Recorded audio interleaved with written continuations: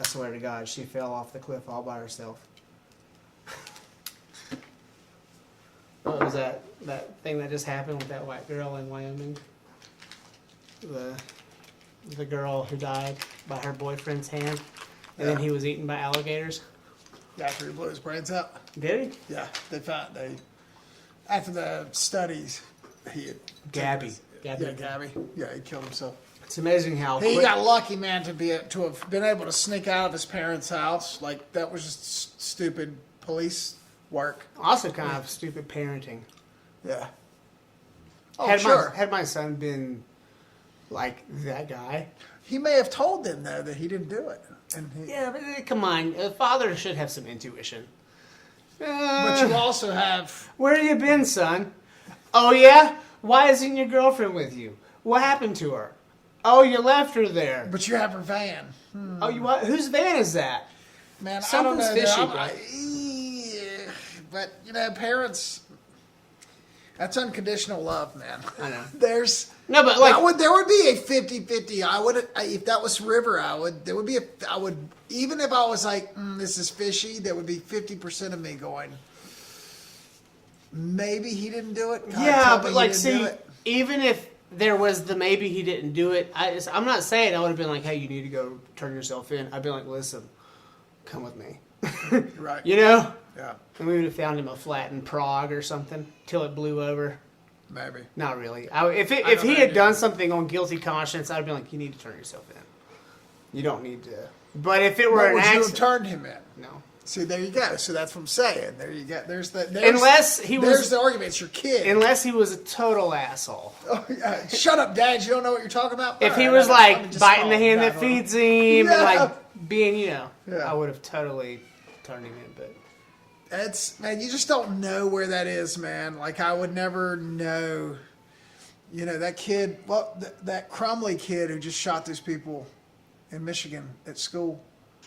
Oh, his parents' first reflex was that Michigan? Yeah, Michigan. The 15-year-old who went in and killed people with his handgun. He killed the football player and the two girls. Yep, and even pronounced on social media he was going to do it. All this, you know, his first thing out of his parents' mouth: don't say anything. Wait for the lawyer. My dad would kill me. My dad would have killed me. I would have never gone to jail. Like, what did you do, son? Well, my dad made it blatantly clear that if I did something to break the law, I was going to do my time. Right. Oh, yeah. I mean, sure. But he was more thinking about drug possession at the time because of me. You know, he was like, and that was back when weed was like a class 1 felony. Still is, actually. In North Carolina. But like, this was like 96, 97, 98. Then you do 20 years for a freaking bag of weed. You wouldn't do 20 years for a bag of weed now. No. But yeah, it was if crazy. I did, it'd be horrible. There's probably still people in prison right now. Well, there's a lot of people doing 30 years for selling marijuana. Mm-hmm. It's ridiculous. I know.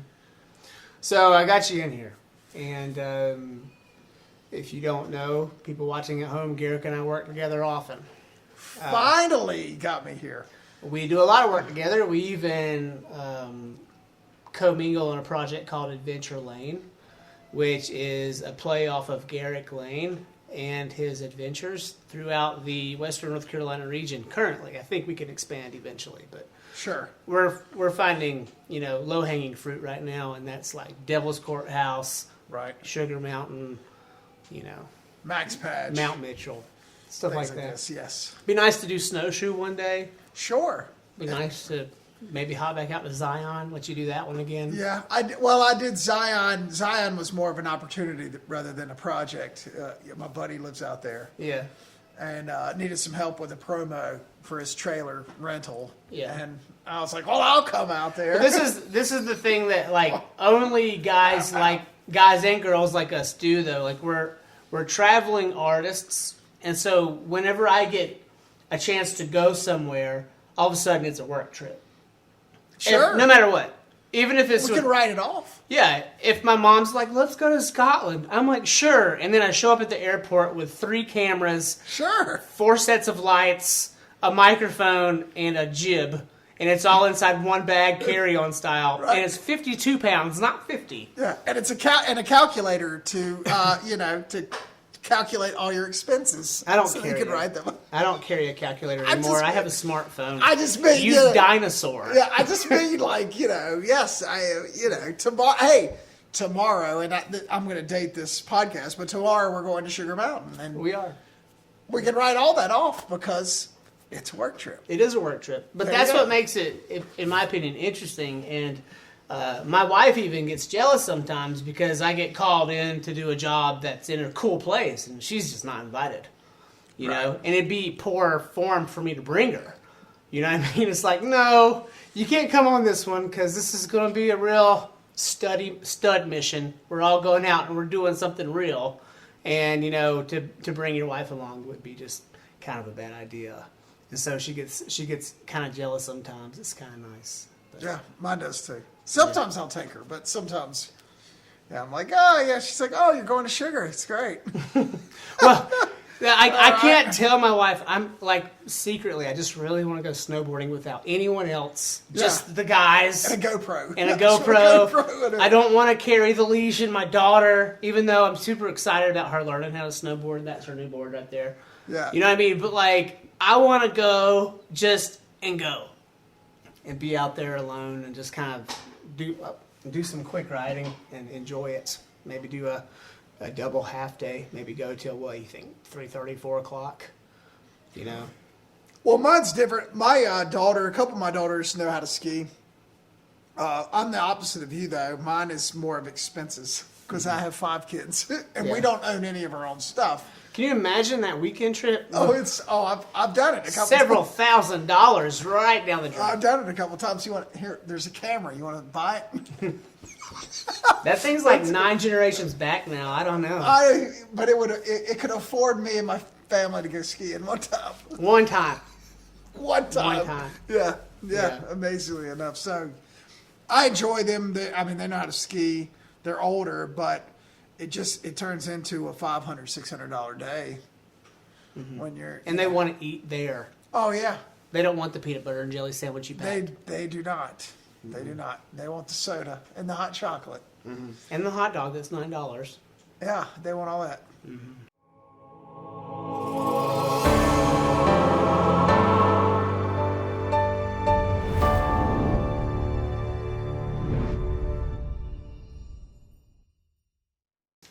Okay, so I want to get all the way back to your roots, like the beginning.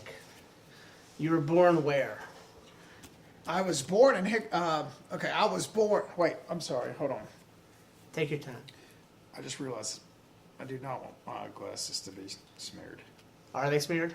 Oh, well, yeah, there's a little bit of dirt on them. I was driving up here going, make sure I clean my glasses. You got like the hooks behind, like Ben Franklin and everything. Does that great. not drive you nuts? No, man, it keeps them from falling. Hurts. Fall everywhere. That hurts my ears. All right, so I was born in Hickory. Lived in Hickory until after high school. Went to Hickory High. Graduated in 1993. I did spend a few years at boarding school. Your parents hated you? No, they didn't hate me, but I was probably one of the first kids around when ADD was... Attention deficit. Before the ADHD, I was the ADD kid. I was the HD. Yeah, it's a year later. Yeah. I never understood it. I would have problems, I had lots of problems, like studying. And it's not because I didn't like it, because I really liked school. I just had a hard time concentrating. That was a big problem for my mother. Things like babies crying get in the way of that. Well, not now, but yeah. It's because you're on medication. No, I'm not on medication. Okay. That's a whole other story. We'll get there. Couldn't take it. Basically, Mom didn't really understand why I was having such a hard time. And this was, now it's, it's so diagnosed, you're diagnosed ADHD. You know what I mean? That's it. But back then they didn't know. My mom thought there was something wrong with me. And I'm like, there's nothing wrong with me. I'm just struggling. Like, I can't concentrate. I'll start reading something and I'll just start thinking about something else, And your eyes are still moving. With yeah, and then I'm reading it over, and then I'm reading it over, and then I'm reading it over, and I remember at one point getting paddled at St. Stephen's Lutheran. Was that your private school? No, this was third grade. This was my first time that I had gotten so frustrated because I couldn't follow along. St. Stephen's was different from other a little bit. Yeah. Yeah, it's a little bit. Mm-hmm. The teacher, I'll never forget this. The teacher asked me what was going on in the scripture that we had read, and I couldn't remember it. I couldn't figure out what was going on, and so in my response, I took the Bible, threw it off my desk, and said, "Religion's stupid anyway." That wasn't because I thought religion was stupid. It was because I was so frustrated because I didn't, the King James, I couldn't, my brain would not process what was going on. Got paddled. Yes, 100%. That was back when they could still beat you. That's how old I am. This was 89? No, 87? So, yes. Yeah. Let's see, 74, that would have been third grade. That would have been around 80, maybe? 82. 82? Sure. Okay, whatever. Different world back then. That was a big problem. So by sixth grade, I was shipped off to a school, Darlington, in Georgia. They were gonna make sure you focused. Smaller classrooms. Yeah. Teachers giving you a little bit more, excluded. What's the word? Giving you a little bit more tender loving care. Mm-hmm. I struggled there to start with. My dad wanted me to stay there. He's like, I struggled. Dad's like, just let him start rolling, and he'll be fine. He's got to fail to get better.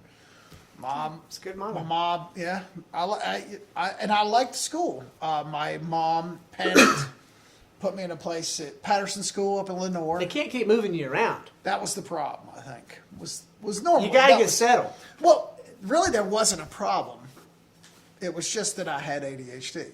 Mm-hmm. That wasn't a problem. It was just back then. Nobody really realized. Oh, it's simple. You give them some Ritalin and be done with it. Yeah. So by the second school, the Ritalin and I don't even think Adderall didn't come around for another 6 years, right? maybe? Something like that. And I would take this stuff, and I struggled. But what was great is the things that I really liked, I never struggled with. Yeah, same. I mean, the drawing department, art departments, creative writing, stuff like that. Yeah, I made Dean's List in college when I got to my respective classes. Right. Absolutely. But up until that, they were I was shoestringing my way to stay in school because I had to take soccer for a third time, and I had to take Algebra 2 and stuff that I just never, wanted to do. So. Right. And that's pretty much where I ended up. I ended up finally, after a couple of years of boarding school, just telling my mom and dad, just put me back in public school. Let me just try to figure this thing out. And by the time I finally got to college, I killed it. Did you go straight to UCLA? No, I had to take a year. So what did you do in the interim between your senior year and your freshman year? I took a year and had to save some money. And I had to take a couple of electives. And then... Did you do that at Harvard on the Highway? Or? Yes, I did. Okay. And then I went from there to a school called Columbia College. I know that. And I went there for a semester. It's sounds like the story of Rudy. It's had to get a residence. I had to get out in California so I could you were the smallest guy on the team. And I don't know if I was the smallest guy. No, I'm picking you. But yeah, no, it was quite a thing, and it was probably not ideal. I probably should have just done what my dad wanted me to do. And what did he want you to do? Well, he didn't. He never pressured me. But it would have been easier for me to just go to UNC, and you know what I mean. It would have been easier for me to do really well in school and just go to Wake Forest where he went and be done with it. You know what I mean? Yeah, but there wasn't a proper film school at Wake Forest. And you wanted to really get into film, and you took the necessary steps to get to UCLA, where you were literally in the fold of proper film people at that point. Sure, yes. In a way. Yeah, in a way. You were at least within range. Yes, yeah. I guess the idea was to put myself in that situation. Yeah. And so And I wasn't sure like that was all even going to happen. It was just the way I wanted it to happen. Yeah. And fortunately for me, I had a really supporting father who, who was like, all right, man, you can go do it. And so I guess you can go do this. But, he was always very supportive, even if he was like, this is probably not the smartest thing to do. Go into film? Yeah, come on, why don't you just get your bachelor's degree over here and be done with it. Yeah, but then what? Like, what might you have done otherwise? I have no idea. I have this firm belief that our path is our path, no matter how fucked up that path is. Like, and so, like, I mean, I can take someone like you, and I can look at where you banged off the rails here, and then you landed here, and then you made your way to that place. But then it all was leading you down this strange, unorthodox way that got you to where you are today, which is a very successful, in my opinion, a very successful producer living in North Carolina, which is a hard place to be a producer. Which is the monster in itself. You very well might be the most successful producer in the Western North Carolina region for the amount of work you attain per month. And I mean that you work more than most any other producer or film guy, girl that I know. Like, you can take anyone up here in Asheville and you can say, oh wow, they're really creative, they're doing great work, but they don't work as much as you do. You know what I mean? They don't have as much connected, paid opportunity coming to them every week as you do. And that is a testament to your work ethic, and I think you might have gotten that from your father. Maybe Oh, not. 100%. Yeah. And so, or got it in fear of failure in the eyes of my father, if that makes any sense. Yeah, and so you're always, like, I have this saying with Garrick, it's like, when I get him, it's in his off period. It's when he either gets fired or laid off from an editing gig, or when the NCAA's finished for the season, and he's like, I don't know what I'm going to do, I don't have a job, and I'm like, well, let's go make an Adventure Lane, and let's do a podcast, and he's like, okay, fine. So I have 3 weeks where Garrick is in my purview. And I'm like, okay, cool, let's do something. And I call his agent, get him on the phone. We gotta get him up here. And so I get him until that moment comes when he's like, I can't, I gotta go. And, which was almost yesterday. Yeah. Oh, life is over, man. Life is over. I can't pay my bills. I gotta go. And so we end up in a place where, where it's hit or miss, And it so is. When I get you in, I feel grateful and I'm glad to have you. But it's hit or miss because it's North Carolina. Yeah. But if we lived in Louisiana or if we lived in Georgia, my guess is I'd probably never see him ever, because he would be on stage or on a sound stage somewhere sweeping up. Yeah, probably. Yeah. One day I'd be filming, and then the next day I would be fetching coffee. Yeah, or he'll be running third camera, asking everybody who's going to be editing this shit. Because the shots are so unorganized and unorganized. What is this? Yeah. So that's right. Yeah. That's funny. But yeah, the point was you work more than most people I know. Even the old veteran guys, like, they're at a point in their life where, like, they can kind of take a step back and they work 3 or 4 times a month, but it's like 1 day a week, and they make their money and they're in and out, and they're shooters, a lot of them. But you're not just a shooter. You're like a shooter. You write, you edit, and I think that might be your downfall. That's the problem. I was getting ready to say, that's the problem. That really is the problem, is I don't, there's so much stuff I want to do, and... But how do you not spread yourself thin? And I might be asking the wrong person. Like, how do you, you know what I mean? I'm drinking bourbon on your podcast. It's I'm not bourbon, it's tea, man. Oh, is it? Well, I think that's ultimately the problem, and I think we've had this discussion. It's not on camera though, so please. So I know, but we're friends, and so you can. Garrick is very transparent. He could have called Josh and be like, dude, I just want to make this movie, man, and I'm like stuck doing this editing, and I'm doing this and I'm doing that, and I can't get a break. And then when I do get a break, I'm the exact opposite. Then I have to do the games. You know what I mean? So I am spreading myself thin. I need, and it's great. Like, my wife says the same thing. Everybody that knows me says, dude, are you kidding me? Like, you're the only guy I know that's done everything. Like, one day you're shooting the Carolina game, the next day you're at the Panthers, and then you're doing your own film. But then he's like, he's editing for Umbrella Academy. Like, then he's like literally doing that. And Coming to America. And he's editing, he's doing all the organizational cut-throughs for Coming to America too. You know, right. You know, and it's like, you know, people don't know, like they don't realize, like that's a breadth of work right there, and that's all happened literally in the last 6 months, maybe 10 months, yeah, maybe a year since COVID. So yeah. Okay, I forget how long it's been 2 years, probably 2 years. But Umbrella Academy was before that.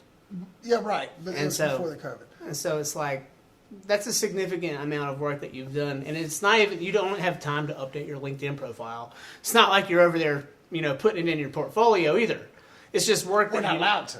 You're not really allowed to. Yeah, you're not. But at the same time, even if you could, you wouldn't have the time because you're on to the next project. Right. You know, and so in the interims, you're writing. You have a horror script that's in, I guess, on deck. That's going to stay on deck. Yeah. And I think that's ultimately the problem. Is that as great as all that is, it's not really.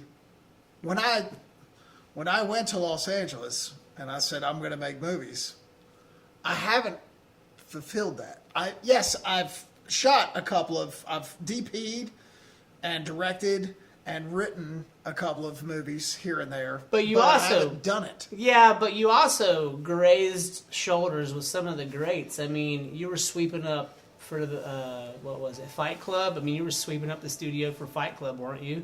Well, we were working on DVD. You were a grip, right? Yeah. On the DVD, on the extras for the DVD. Yeah. We were a video crew. Yeah, and so you were doing all that. Yeah. That was a long time ago, though. Now. Very long time ago. Yeah, and so I mean, you have had at least a taste of it. You know what I mean? And to be on the DVD cuts for Fight Club sounds kind of like, it was just the DVD cuts. But you were still packaged into the fucking DVD. Like, your work was on that DVD. And I have that DVD in my possession. You know? It was the deluxe edition. Yeah, I have it. And, you know, it's like, how many times before DVDs weren't a thing, how many plays did that Fight Club DVD get, you think, worldwide? I mean, come on. I have no idea.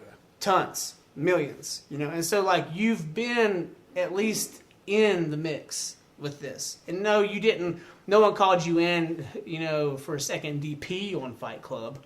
You weren't at that point. You were still really young, but you have had these opportunities come around, especially now where you're at least camera 3, you know, and you're in on these projects that, you know, have some clout. Whether the job was miserable or not, you were on that job. And we can get to how miserable those jobs are in a minute. Well, they're not really miserable. Some of them are. Yeah, some of them maybe. Yeah. So.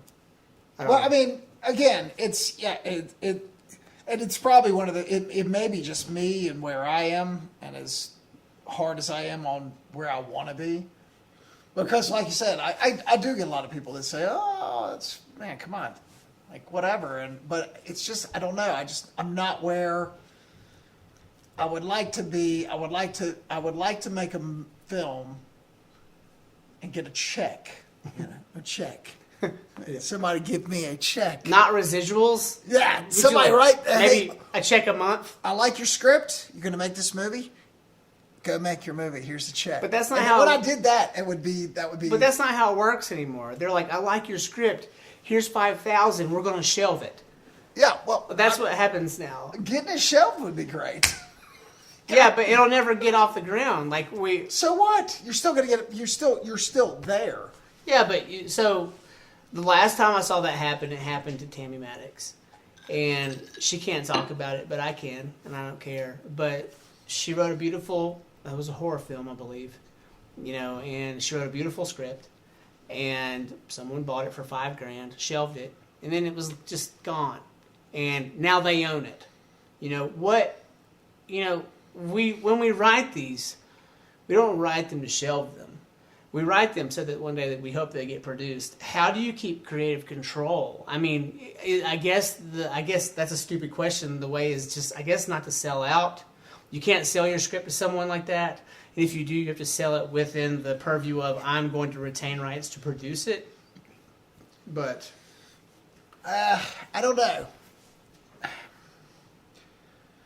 I'll say this. 2015. I was pitching. Had an open door to a couple of guys at Hulu, and this was right when all this stuff was going on. What stuff? What's this? The streaming. Okay. This is when all this. So the streaming now stuff. is like it's a dime a dozen. Yeah. But back in 2015, Netflix was just starting. Hulu had just opened up. Amazon's opening up their creative doors. VR was just a pipe dream. Yeah, whatever. We had a direct door open to pitches. I gave Hulu 22 pitches, and some of them were really good. Whether that's correct. Where's my camera? Some of them were really good. And some of them probably sucked. There was, sure, Yeah, absolutely. But when you've given 21, you're getting rejected 21 times. But the fact that you even got to pitch them 21 times Right. is insane. Right. So here's the thing. One got through, and it was the comedy one. It was the one I had done the least amount of research and the least amount of development with. They come back and they're like, we want a script and we want it in 2 weeks. Yeah. So I'm in Boston shooting promo for a nonprofit, and I'm stuck in the hotel because it's snowing. And I'm writing this thing, and I don't know comedy. Nah. You're Jim Brewer's stand-in. You know comedy. Okay, whatever. So I'm doing this comedy. I'm pushing it. I'm sending it to three other guys. Three other guys we're just kind of collaborating on this. Riffing. Send it in, and they're like, it's not extreme enough. We want more cussing. We want it to be, they want it to, because don't let Garrick out the cage. This is the difference in streaming and TV, remember? Because TV. So you were writing it for TV then, in a way, and then yes. they're like, no. You got to remember, this is streaming. We can be as dirty and as be as crass as we want to be. So we want it to be more crass, like comedy and crass, like Wayans Brothers, crass. You know what I mean? And I'm like, I'm like calling people. I'm like trying to find writers. What's a good cuss word for? Yeah, like I don't know how to do this. You're calling your worst friends, the guys who are like just down in the dumpster. I need to find some comedy guys. You know what I mean? I need to find some comedy guys. And basically we turned it in twice. We did 3 rewrites. This and remember this takes 6 months.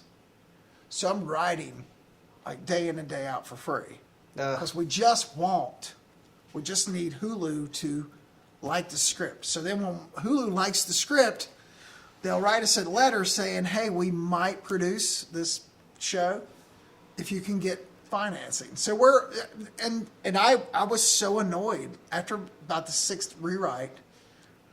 I'm like, shouldn't they be giving you a stipend? Right, I'm like, dude, like, how many more of these am I going to do? Well, they're dangling a carrot, and the carrot's got a Hulu brand on it. Right. And I'm working. I have kids. Like, I have stuff. And they were still young then. Yeah. Technically. Youngish, So, anyway, I'm off track. But the point is that they could have, if I would have done 3 rewrites and given them a script, and they would have said, we like the script. We're gonna give it to somebody else. How much do you want? Here, I'll give you $20,000 for the development.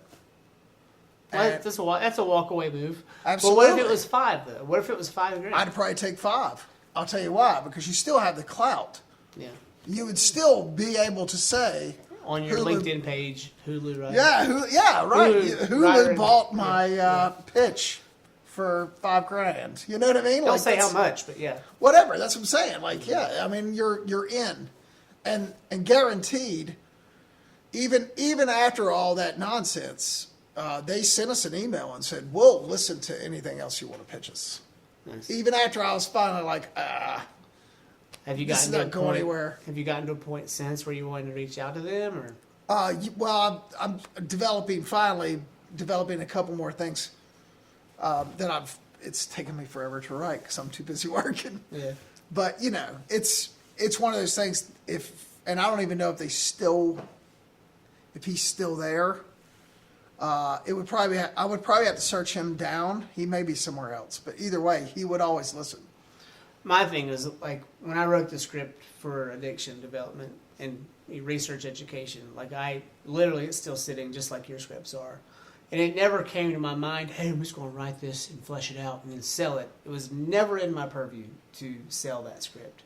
It was always, like, really close to the chest, to a point of, like, if I have to spend my own money to make this, I will, because I feel like it's that important. Because if I just gave it away, I feel like it would be ruined. Like, someone would take it and just shit on it. You know what I mean? They wouldn't. Sure. And so, like, it was never even in a thought for me to go, how am I supposed to sell this? Like, it was never something for me to do. And it's hard for me to see how you could take one of your children and just be like, all right, 20. It's a stepping stone, though. It is. Yeah. I mean, if you've got one idea, you got 50. True. Take this one. That's fine. Here, pay me $1 for it. Hulu, develop it. Put my name on it. Story by Garrick Lane. Done. It's better than someone stealing it outright. You know what I mean? Oh, they only paid me $1 for that pitch, but in the credits, story by Garrick Lane. Mm-hmm. It's going to set you for life. You're done. Hope so. You know what I mean? And that's where I was saying, like, it's created that credibility within the small Hollywood circle. But in my previous experience, and it's not as much as yours, but I've seen really talented writers sitting there like a wounded animal while these producers are circling around them like vultures. And I've seen that they're wounded because they don't understand the industry. The one person I'm talking about specifically is in her 70s, and she's written a beautiful, it's a novel. It's a series of novels, but boy, does it play out like a Netflix original series. When you read it, you're like, this could be 10 episodes. And you know it. And you know that you could stretch it to 22, which is what they would want to do. And I'm like, man, if she could really play her cards right, this could be special. And she could literally never mind setting herself up. She's 70. She wants to set her family up, She wants to provide something that her family can see as a legacy that she's left behind. Sure. And all these people are popping in from, they claim LA or they claim wherever, and they're like, we want this to be a movie. And then they're like, they're offering her really small amounts of money for rights. And I'm like, something's missing here. Something could be done to protect this woman from what's about to happen to her. And it's not me, because I'm not in enough to help her. All I can do is provide her with notes and with some kind gestures to kind of lead her in the right direction. Hey, make your cover nicer. Do something about the font. The font's hard to read. That's all I'm really good to help her with. But I see where things are going to go wrong for her if she doesn't have proper representation. And to me, a good agent is just as good as a good lawyer. In my opinion, a good agent might be a lawyer too. The way these people are being taken advantage of from the top down is scary. And I don't know how to protect these writers the way they should be. Especially now, because everything is, all you got to do, and we talked about this on Stephen Gibson's podcast, all you have to do to steal a script is change the location, change the names, and maybe even the ethnicities of some of the characters, and all of a sudden it's a completely new thing. And so what's stopping someone from taking this after reading her beautiful script and taking it and turning it into some giant pile of dog shit that is original to Netflix? You know what I mean? Yes and no. I mean, so if this is her big story, and this is probably going to sound really callous, but she's 70. Yeah. Get some representation. Me, I'm an idea factory. So I'm different than her. She's writing an autobiography. Right. So this is her life, of course. Like if I'm writing my life and I want to direct it and film it, then I'm probably going to fight a little harder for that than I would if I'm going to do another vampire. Hey, I got this great, cool 8-episode vampire series. Let me just throw that out there, and if you steal it, it's fine. But hey, I got this thing. You know what I mean? Yeah. It's two totally different things. Yeah. Two totally different things. I was at a seminar my sophomore year out in California, screenwriting seminar At UCLA. Yeah, but it was not part of the school. Okay. And at the end of this weekend, we were allowed to get in front of all these executives and pitch our stories. And this was, I mean, I was 20, maybe 21. I walk into this room, and there's 6 or 7 executives. And I pitched them this awesome story about a hitman who comes home from Los Angeles to his hometown, falls in love with his girlfriend from high school, decides he wants to get out of the business, and his boss follows him home and says, "Oh, you're not getting out of the business." And this big shootout in this small town happens. It was great. 2.5 years later, Gross Point Blank comes out with John Cusack and Minnie Driver about a hitman who Goes home. Yeah, and Dan Aykroyd is his boss. He comes in to So there's some asshole in the back just like, oh yeah, that's good. That's good. maybe. But there's also there's also that theory that there are no new ideas. Or there's no ideas are unique to an individual. Right. And that they're all floating around in the ether, and they're all like it's like plucking a plum off a tree. Right. The idea is anyone's to have. It doesn't matter if you said it first, even if that's recorded verbatim and copied 3 times and put on through the internet, and then you go and you register your script. It doesn't matter. That is open source anyhow, is what you're saying. So that's Sure it is. Like in The Mandalorian. Everybody loves The Mandalorian, right? Mm-hmm. Right? It's Lone Wolf and Cub from the old days. It's the same. Yeah. There's no new idea. It's one idea that is adjusted or changed, tweaked just a bit. Everything is copy. Everything is a copy. So, I don't know, man. I mean, that's a hard argument. Well, what do you do when that really unique idea does show up and it crashes that whole theory to the ground? Because there are these ideas out there that just seem to come out of nowhere, and they're brand new, and people have a heart, like these ideas come about. Especially, like, let's just go back 50 years, okay, to Spielberg's conception, all right? No one, and these ideas weren't plums on a tree. If they were ideas on a tree, they weren't ripe yet. And Spielberg comes in and he makes, what was the first movie he made? Can't remember. It was Duel.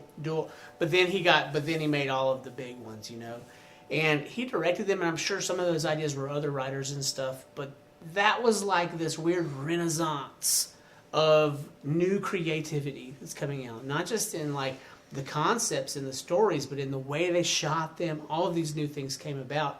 And it's like none of that existed until that point, And what are we going to run into in like 2030 that's just going to be revolutionary in the way we tell stories? Something's got to happen, because we're no longer in a renaissance, but we're in a plethora of that, I guess that, what do you call that spawning of creativity. So at some point, we're going to reach this weird new thing, and we don't know what that is yet. Maybe we do, and we're just too old to realize it. But eventually, something else is going to happen, and it's going to be unique. And it's going to have its own flavor that no one's tasted before. There's got to be something else there. I don't feel like everything is copy. Story-wise, though, there's new stories that are going to happen, but I mean, Joseph Campbell's his theory is it's always going to be the same. You know what I mean? Like it's just a hero with 1,000 faces from Star Wars. George Lucas. It's the same story. The Threshold. William Shakespeare. Well, Star Wars. It's all structure. It's just how you adjust the structure of a story. Star Wars is just opera. Sure. You know. But to our generation, it was, you know. Yeah, well, they made opera cool. You know, it's like. I mean, Well, and I don't know. Maybe that'll be us. That'll be maybe that'll be what we do. That changes everything. What's that? I mean, just changing the way stories are told. Maybe we already witnessed that happen, and so now I don't know. I'm getting off track, but I feel like at some point something else is going to happen because we are in a mundane phase now, aren't we? With the stories out there, like when you go on Netflix, you're not. I don't know what happens to you, but I'm like, I don't want to watch this. And I sit there and there's like 9 million things to watch, and I'm just not interested in any of it. Right, but that's good though for guys like us. Suddenly, there's more access. Mm-hmm. Everybody has channels and everybody has streaming content, and that gives guys like us a leg up. Absolutely access. I mean, well, it has gotten easier. If I had a really good story, I could probably go out and find a couple of hedge fund guys and say, "Hey, man, I'm going to make 2 of these 6 episodes of this show I want to do. You know, can you front me? I promise you, I'll at least get into the doors of Netflix. And if I don't get into the doors of Netflix, there's Tubi and Vudu, and I mean, there's a gazillion of them now. You don't even need that anymore. Shudder takes anything. Yeah, I mean, but you know what I mean? It's kind of crazy, but now if you can get your YouTube channel right, you don't even need anyone except for, I guess, YouTube. You know? Right. And correct. If you have 1 million followers on YouTube and you want to self-publish, all of a sudden you are Netflix in a way, especially if you have a properly set up playlist and you have different genres within your channel and all of that stuff. I mean, you can make your YouTube playlist look a lot like Netflix if you have enough content. Sure. And you see some of these channels doing that. Like BET does that. I guess MTV and all those too. Like if you go to BET's YouTube channel, I mean, you can watch BET content for probably 5 days straight and never see the same thing twice. And so... Yeah, but they're back. I mean, they're backed with studio money. Well, they're backed by Viacom money. I know, but I'm just saying. We're not. Yeah, I know. So but that's still. the difference. But the irony is they're making those films on shoestrings. Oh, absolutely. And we both know exactly what they pay. Their shoestrings are different than ours. Yeah. My credit card has a $10,000 limit. That's what I got. You know what I mean? From the BT shoot with Big Daddy Kane. Yep. I mean, that was at least when you probably if you really took it down to the last dollar, it probably cost about, after paying him, $25,000. Yeah. For that content. But they didn't pay us any more or less than I would have paid us had I asked someone to do the same job. I would have paid you the same amount of money that they offered to pay you. Agreed. Sure. You know what I mean? And so the cost of production it's the same as it would be for the independent producer. The only cost that would be more is getting Big Daddy in. You know, getting him to sit in that chair is the big cost. I mean, even the studio that they rented in Raleigh, that's super affordable. What was it, $800 for the day? Max. Right. You know, and they could have probably charged a lot more considering who was coming in. You know, and so I don't know. But it seems like they're getting away with nothing, the bigger companies, because they're paying the same thing we are. Yeah, but the bigger companies they have more money, so yeah, it's very simple. So they can do that. A show that's going to cost them $10 million, that's nothing. You know what I mean? It's nothing. Well, that's saying, you and I going out and trying to raise $10 million of private money to make our series to try to sell to Netflix is completely impossible. Well, I can't even get $30,000 just to do this. Right, you're exactly right. You know, and it's like I had someone come. They're like, "What do I need you to do this film for me?" And I was like, "Bring me a sponsor, and your money's no good to me anymore.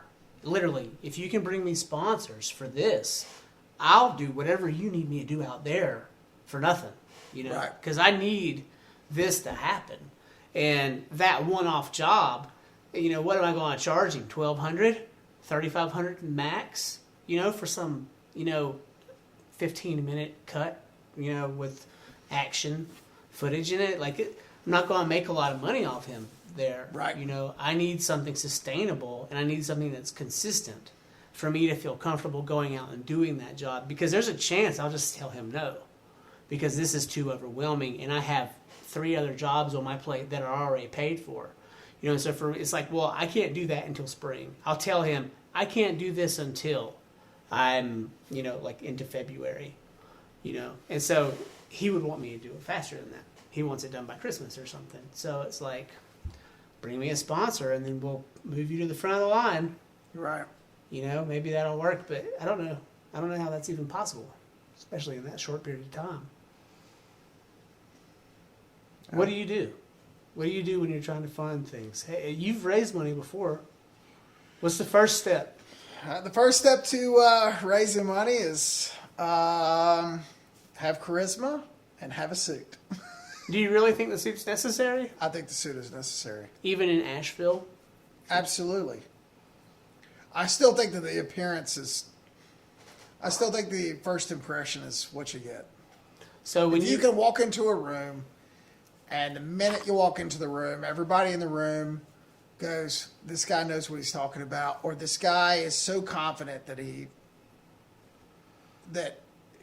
walks in and he reeks of confidence, and he says, I'm going to make this movie and I'm going to make it for this amount of money.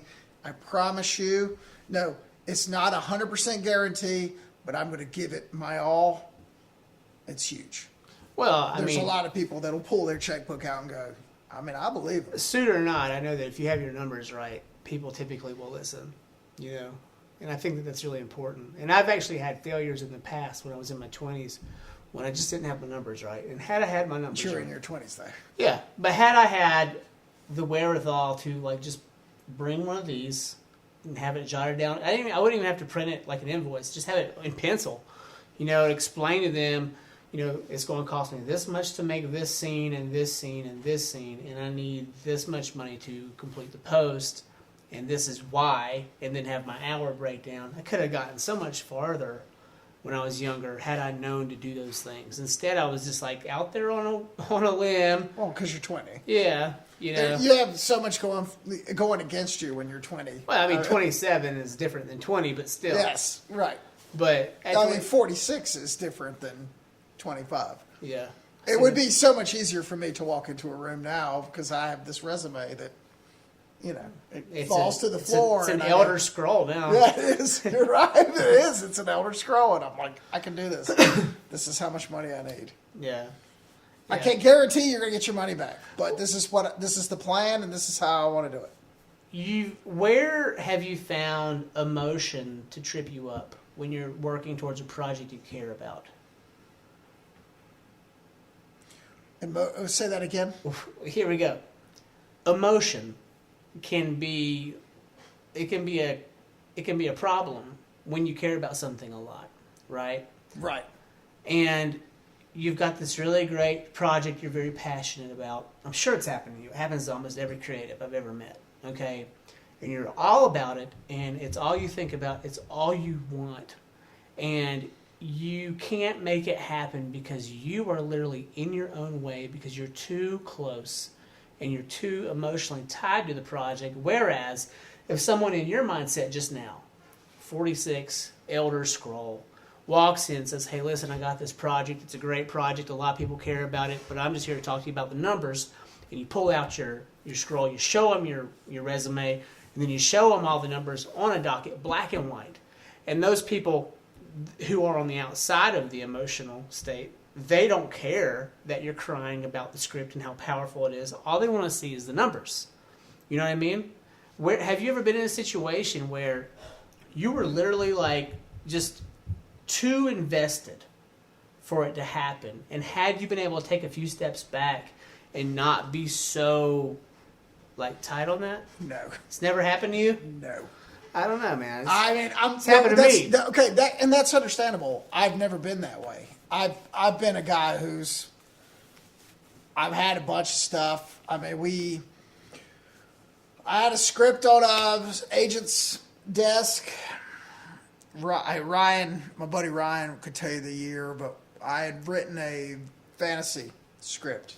It was 130 pages. It was a little bit longer than they normally like. Sounds short to me. But it was, and I'm not even gonna pitch it on here because it's still like I still want to get back to it. But anyway, make a long story short, this was a long time ago. It was before the Lord of the Rings. Mm-hmm. So we got it on. We went to it went to a manager and 2 agents of friends of my friend Ryan's dad got it on these desks, and they read it and they're like, we love this, but we don't have a market for this.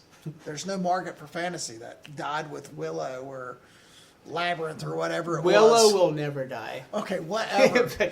Marketability, it wasn't in the pipeline right now. Titanic had just come out. It was 93, 94. They had no idea what was coming. Yeah, no idea. I mean, this was pre all this. Imagine someone giving you like $10 billion to go do that. Oh, it's insane. And I would have totally screwed it up. Oh, for sure. But so anyway, we got it there. We just couldn't find any. And I even sent these cool like scrolls, like old papyrus paper with, hey, like trying to market the script. Everybody loved it. They read it. They were like, we can't market this right now. It was pre Marvel movies where everything's on green screen. It was before its time, unfortunately. And so then 10 years goes by, Lord of the Rings comes out, and all this stuff starts happening, and I'm like, I should get back on this. And I never did. And I still... No one ever called you back and said, hey, we really... it was years later. Someone had to be like, hey, that script we just passed? No, they don't. It doesn't work that way. Yeah. They see so much stuff, it doesn't matter. But It's funny because I actually printed it about 4 months ago, and I had a couple of guys say, hey, man, we should turn this into a Netflix show now that Prime's coming out with the new Middle-earth series. I mean, there's going to be a marketability for any of this kind of stuff. You think we're still within the realm to do the spoof, like the Middle Earth spoof? Could you make a spoof film that's like?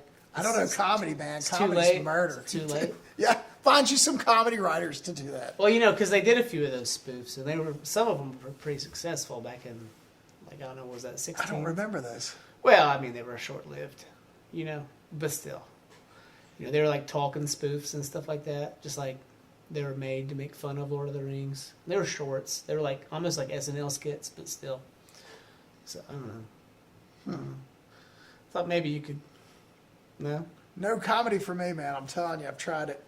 I think I'm not that guy. I think you're funny. Well, I'm funny, but being funny and writing comedy are 2 totally different things. Well, the reason why I asked you that question about emotion was because I give you a short story from my past. Is I wasn't writing a script. I was working a racing venue, and it was a grassroots league here in North Carolina. And I had invested all of my time into that racing league, and I was like, I was dead set gung ho on having them be like a big client for me. Because I saw the potential, even at a grassroots level, for the money to be made off of sponsors. And I had actually seen them pull in. They pulled in Johnsonville Brats because of the media I made them. Okay? Johnsonville's not a small...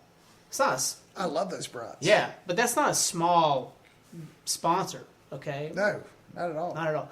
And so I was like, God, if I could just get them to sign a contract with me, we could bring them even more sponsors, and we could do this, and we could do that. And I sat down with them in a room at the end of the 2008 conference, because they have their conference at the end of the year.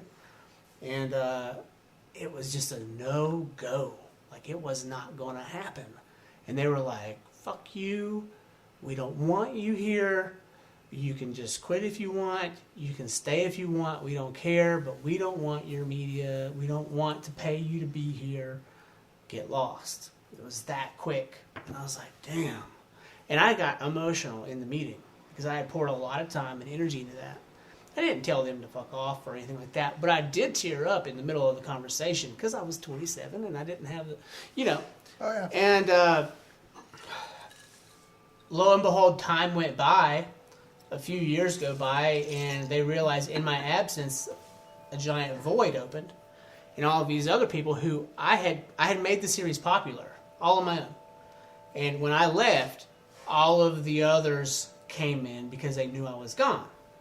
And then they started making all their own videos, but they weren't what they wanted them to make. And then they come to me and they're like, you need to tell them to stop making those videos. And I was like, I don't have any control over those producers. They're not under my thumb. I don't pay them. They're independent of me.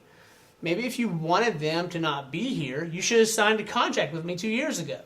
And had you signed that contract, they wouldn't have the chance to be here because they would owe me money if they showed up on site, because I would have the full contract over that series. That's how it works in the Nationals. Like if you go to Loretta Lynn's, there's a company or a few companies who work together in there. And if you go in there independent, they're going to either kick you out, and if they find out you produce anyways, they're going to find a way to sue you or send you an invoice. Sure. So it could have worked the same way on a micro level, but they didn't. But see, that's where I made my mistake. Had I been sitting there, instead of crying like a baby when they told me no, if I had explained the numbers to them and explained to them what was going to happen when I left, which I couldn't because I didn't know the future, but had I been able to explain to them what was going to happen when I left and how all these other people, the riffraff, were going to come in and make their stupid videos the way they wanted to and misrepresent them, I probably could have got them to sign. You know, I probably could have. Maybe. You know, they may have still said no, and that would have been their mistake. But I feel like emotion a lot of times gets in the way of what we're really trying to accomplish. And when we take our emotions and we pour them out to people in a non-tactful way, we can find ourselves in a bad position, a position that may not benefit us later. So, I don't know. I've never been there.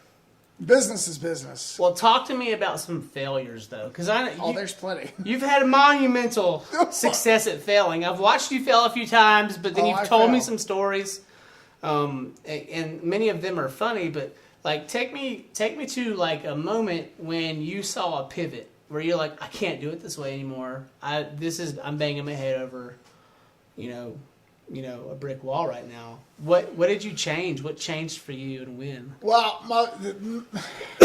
my most monumental failure was leaving Los Angeles, period. It was probably the only time and the last time I ever quit anything. I had done a couple of studio internships, and they... How old were you when you left? I left right after 9/11, so... That was a long time ago. So I don't know, when I was 50? No. What were you, 27? No. Yeah, probably around there, 28. Right around the time when people start failing at stuff is around 26, 27. And yeah, that's about right. First blood of the chest. Yep. I had made a couple movies and didn't get anywhere, and done some internships and not gotten the... But that environment was conducive to making people feel like shit, though. Right? Well, sure. Yeah, but there was people that made it. Yeah. There was plenty of people that made it. I wasn't one of them. Yeah. But there was plenty of people that made it. Those guys who stole your scripts, they made it. Oh, sure. And a lot of those people had connections that I didn't have. I mean, I was a guy from North Carolina.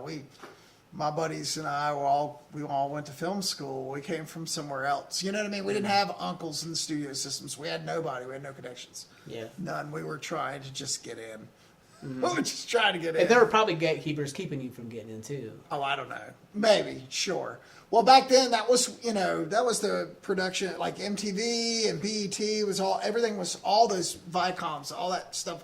Huge. CMT. Huge. Yes, but they're bringing in all these interns. Hey, these film students, we're bringing film students in. We're going to do 90-day internships with these guys. They're going to work their asses off for us. I had one guy come in with me for a 90-day internship, and it was the most liberating experience of my life to have someone there for 3 months straight.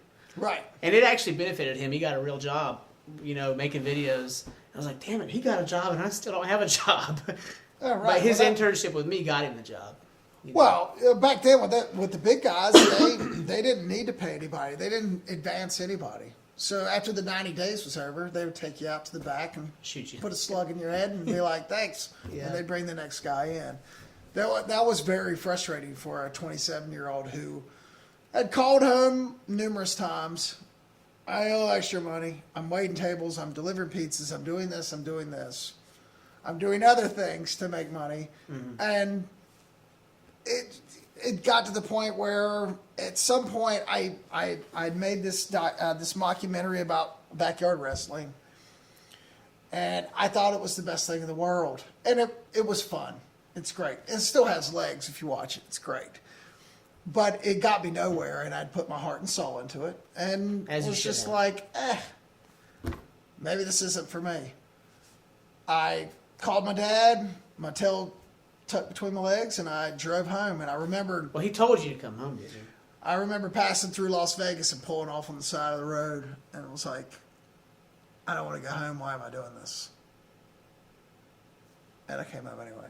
And I should have said in that moment, I should have said, you know what? I got to go back. Had I gone back, my life would have been completely different. Yeah, but you wouldn't have had your 2 children. Fair enough. I'm not saying keep the children out of it. What the point is there's my biggest failure was the only dream I ever had. I gave up on. And sure, I came back to North Carolina.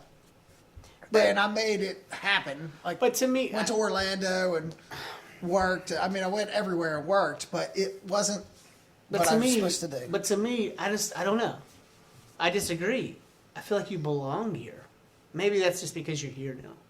But when I see your work and I see the breadth of it, it seems like we're not cut from very different cloths. I mean, we're both in sports. That was my initial background, was all sports. It was action sports, motorsport. In your case, I mean, you shot the Carolina Duke game last year. You know what I mean? Did you not? Yeah, but... Yeah. Brush it off like it's not a big deal, but it's a big deal. You were the guy on camera there. What camera were you running? Were you center court or were you... I think I was underneath. What? Okay. But still, it doesn't matter. All I'm saying is that, it makes more sense when I see you on a camera at the Carolina Duke game. It makes way more sense than it does for me to see you sweeping up a fucking studio in L.A. But I wouldn't be sweeping up a studio anymore. No, I would be the producer going, we could make 8 episodes out of this, out of this woman's autobiography. Yeah, let's just change the names and change the location. Yeah, I mean, we'll just make it a whole new thing. Yes, that would be me had I stuck it out. But I just don't. It doesn't seem like the most wholesome version of Garrick Lane. Maybe not. And given the Carolina Duke game has its own, that's not the pinnacle of success either. I mean, someone may think it is who's just getting started. But to me, it's like I see you in this different way, and while you might be in some ruts, and then you find yourself in a hill or a valley, and you kind of can see for the forest for the trees, I feel like it makes more sense to me that you're on the East Coast. It just does.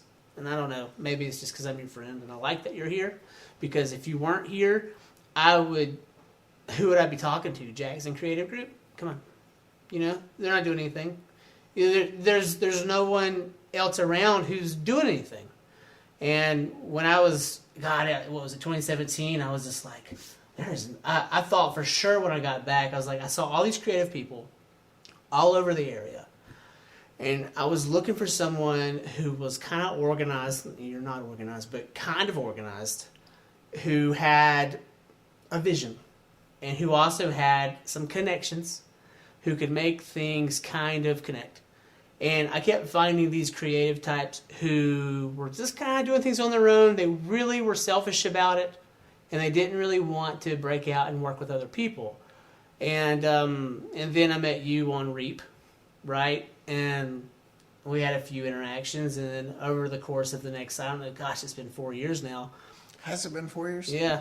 We've done 20 jobs, but there's no one else in the area doing 20 jobs. Okay? Who am I going to call? There's no one else out there in my area, at least, that I know of. And maybe I'm just not privy to those people. Maybe they still like me and they don't want to call me back. I don't know, but I haven't seen anyone else in the area who's actually out there getting these jobs as quickly or as frequently as you are. And I think that might be a testament to the fact that you have been back since 9/11. And it's all connections. I mean, it's all reference. It's all. Well, I mean, there's a lot of Los Angeles connections there that. But like Big Daddy Kane, kind of. Yeah. That's your Los Angeles. Yeah. There's been a lot of those. The one we did in the mountains, that's Los Angeles. So my Los Angeles roots still it still comes full circle.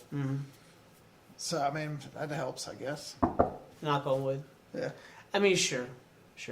I don't know. I just think that there's a rhyme and a reason for everything that happens. And sure, I would love to see how that story would play out if you did. I would love to watch the movie of Garrick going back to L.A. when he was in Vegas. I like to see you pull over on the side of the road in the fucking heat, throw up, and say, I gotta go back. And I like to see you get in the car and go back, and I like to watch that movie. I like to see what would happen. But it didn't. It didn't happen. You came here, and you probably had 10 years where, you really had a struggle.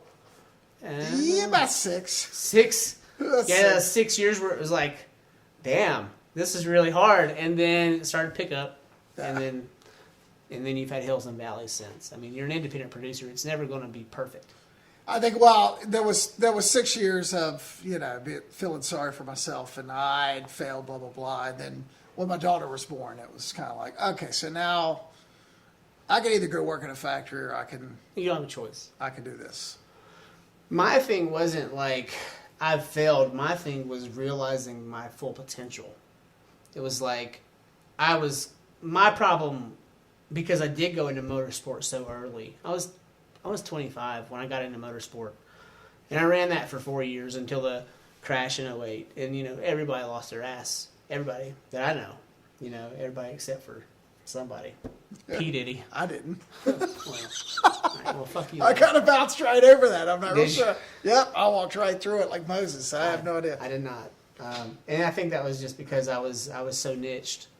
But when I got to '08, people were just like, you need to do weddings, you need to do this, you need to do that, and you should get into commercial work. But these were all things that, sure, I could get good at doing, but they weren't my life passion. And motorsport was like a youthful passion for me. It's not my passion now, but it was like a real quick way for me to really be driven to do work that I wanted to do, And so when that ended, and let's say '09, and when it really ended, after it dwindled, I had to go work at Biltmore, do weddings, do all these things. And by 2011, I was a fish out of water. I was unhappy, and I wasn't where I wanted to be, And that's the problem with media. It's like when you're 19, you're like, I want to be a film producer. I want to make movies. But then you get in and you realize that there's 9 million forks in the road for what that means. What kind of movie do you want to make? Do you want to animate? Do you want to make wedding videos? Do you want to work in a film properly? Do you want to make commercials? Do you want to make videos for the government? And so it's not a matter of what you really want to do. It's that didn't even matter. It was what's closest to you. And it's when we're choosing a mate in life, do we want to choose the one who's closest to us? Is that what we want to do? Oh, you're close? Okay, boom. No. When you're choosing, I think when you're choosing your career path, it's almost like choosing a mate. You need to be kind of particular. But the problem with being particular with your work is if you're too particular, you're broke. Because you just aren't working. So how do you how did you navigate that yourself? Because you've been through the barrage as well. All the different things you've told me you've done. How did you get to the point where you're kind of, and maybe you still haven't to a point, because you were bickering yesterday. Oh yeah. But it's all over the place. I guess the better question, and I'm all over the place with this question is, but the better question is where do you find happiness most in film, in your work? When are you yes, this is what I want. This is where I need to be.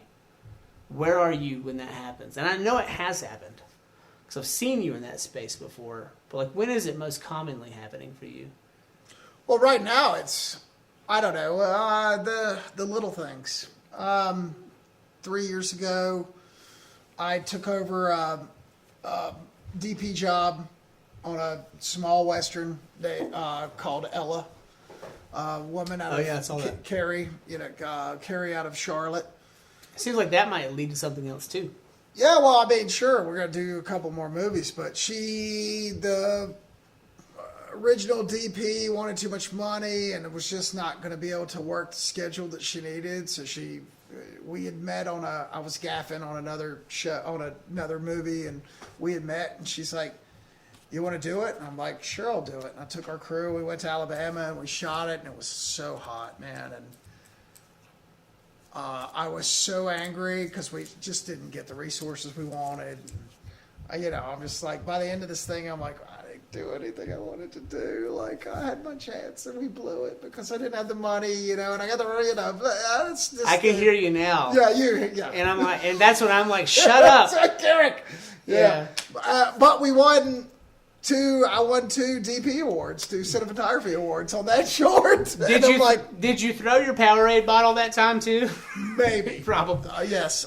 There was a couple. Yes, I think there was a couple of lashings. When things don't go his way, he pitches fits like a child. But it's different. Yes, but not on that set, because the cool thing about Garrick is, yes, Garrick can lose his cool, but on a crew that's half 65% women, I am able to. You have to be a gentleman. Yes, I'm able to keep that in. Now, if it was all guys, yes, it was just me. That would be barking and fingers. It's just me, you, and Don on a trail somewhere. Yeah, you're done. There's a fist fight in the parking lot. It's completely different. But and Carrie was so wonderful. Like, she had brought us in. She gave me all creative. So even during the shoot, when we were pressed for time and I was hot and sweaty and frustrated, I was able to breathe and go, you know what? I'm lucky to be here. Let's just get this thing done. And it turned out. So those are the moments. You know what? As simple as it is, and we don't make right now we're not making any money. Adventure lanes are great. They're the most fun we have. They really are. There's no pressure. We're out there having a good time. For we're me, throwing it together. It's like my chance to get out of the house and go do one. Sometimes I get paid for them. Sometimes I don't. But when I do go, I'm always like in my element in a way, because I enjoy the adventure stuff. That's always from the beginning of my conception as a filmmaker. I've always loved adventure photography. So getting out there and doing that, it puts me kind of back in my element for a minute, even if it's short-lived. But I always look forward to the next one. And this might be a great segue to show an adventure lane on the show. Would you like us to pull one up and let people watch it? Sure. So we're going to watch the Devil's Courthouse right here. This is an adventure lane that Garrick and I shot together, and it features a local spot called the Devil's Courthouse here in North Carolina. Please check it out.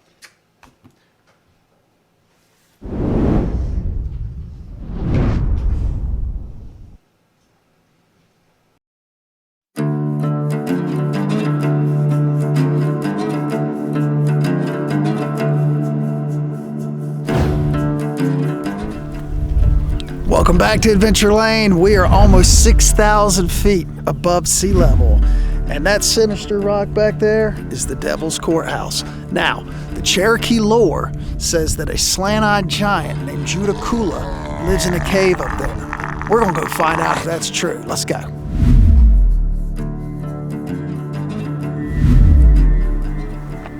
All right, so we got 1 mile. Very slight incline up to the Devil's Courthouse. Oh. Stay on the trail and don't step on the plant life.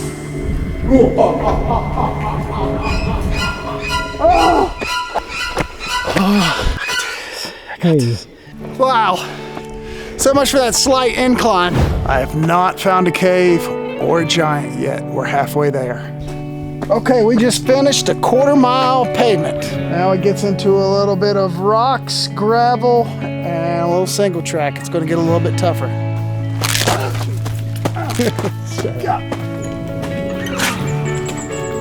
I'll tell you what, all the volunteers that keep these trails clean, kept up, make it so easy for people to get to these vistas and these majestic views. This is great.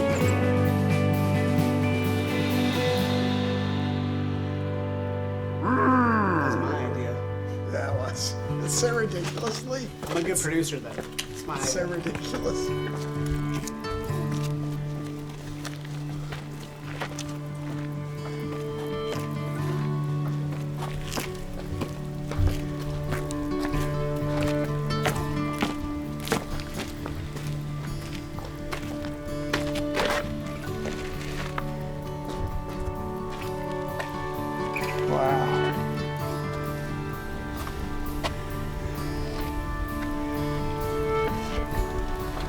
Sometimes there's no words for it.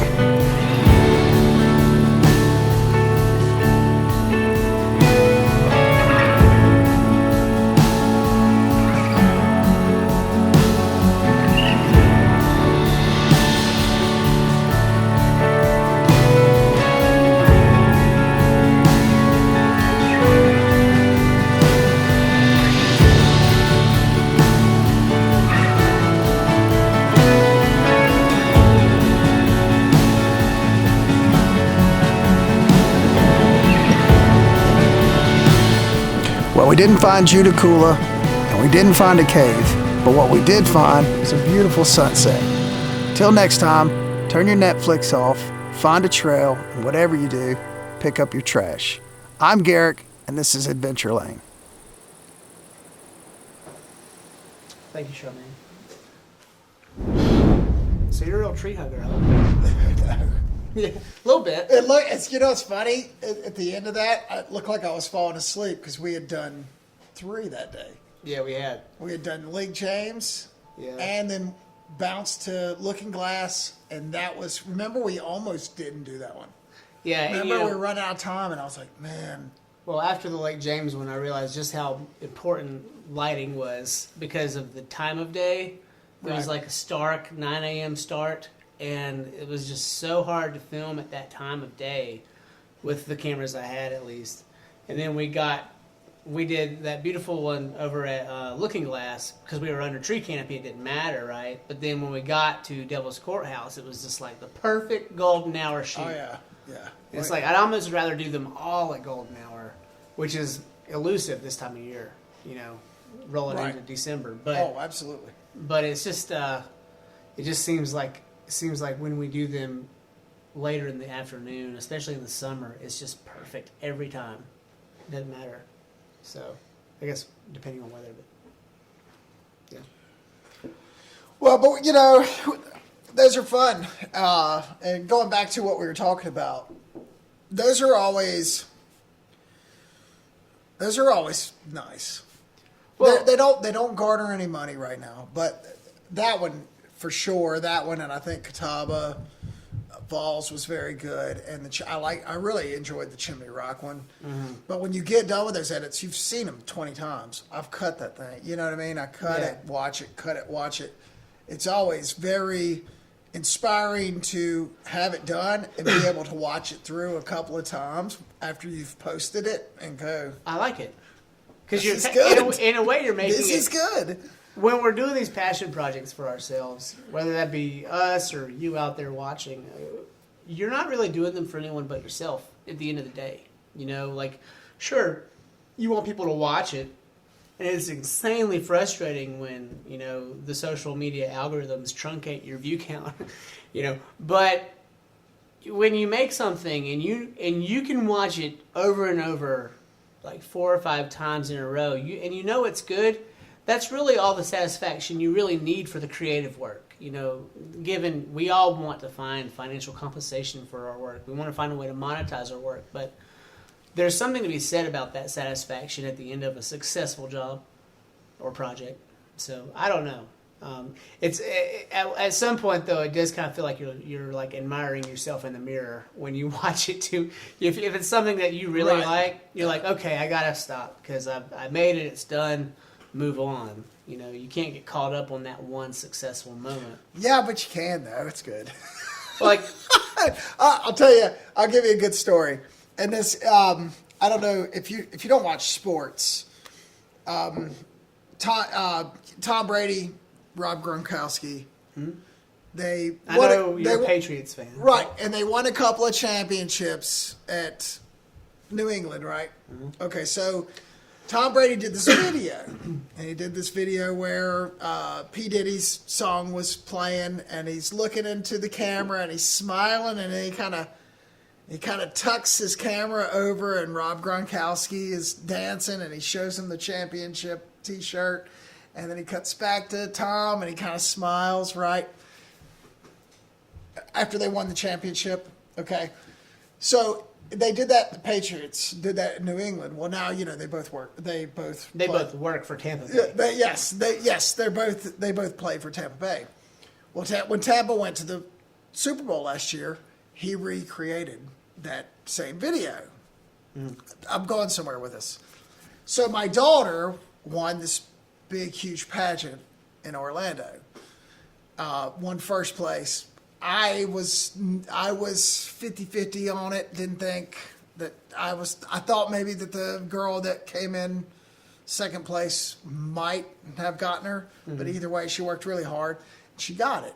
So I recreated this said video as an homage. Yeah. So I'm smiling, and then I kind of tuck it to the side, and she's got her crown on, and she's dancing, and then I tuck it back, and a lot of people knew it. Still, every time I see that video, I want to play it because it's great. My wife said one time, she's like, "Why do you keep playing that video?" I'm like, well, it's a family memory. Because the create like you're also proud. You're proud of your daughter too. Sure, but it's fun. And it's just something that I can continue to watch. So those are for us guys who can, who pour our hearts into these things, and we do our edits, and we, some of them I'm like, and then some of them I'm like, that's really good, and I can watch it over and over again. Then I think it's a victory. What projects from, let's say, the last 20 years you've been in work, like what projects stand out the most to you that hold longevity? Is there anything from your past that you're like, that was really good? I can't believe I got the chance to do that. Oh, plenty. Pick one, man. Pick one? Pick the most interesting one you can think of. Man, that's tough. One that paid money. One that really paid money. The Walmart commercials. Mm-hmm. We were paid every week to go to different Walmarts, and we brought in mothers. Basket claim for my people out in Los Angeles. I was struggling. Had just divorced. Just divorced my children's mother, and didn't know really what I was going to do. This one fell in your lap?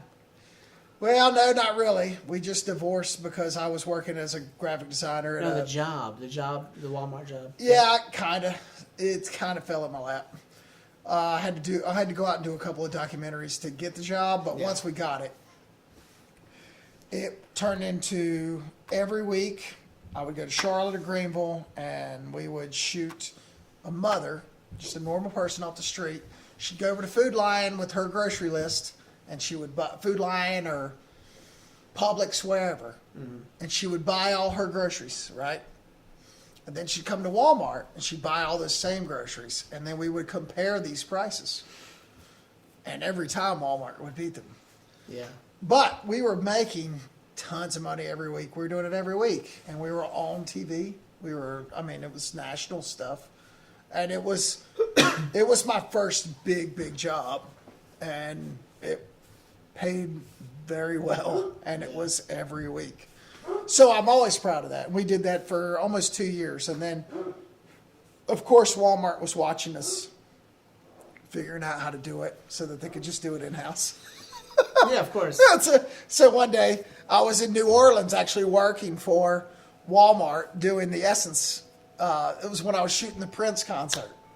That's awesome. Yeah, it was an incredible weekend in New Orleans. But at the end of it, they gave you your papers. Yeah, they took me out back and boom, put a. They're like, hey, did you enjoy the Prince show? It was a little too expensive. We've made you we've made you $200,000 over the last 2 years. So here, see you. And that was it. But I enjoy it.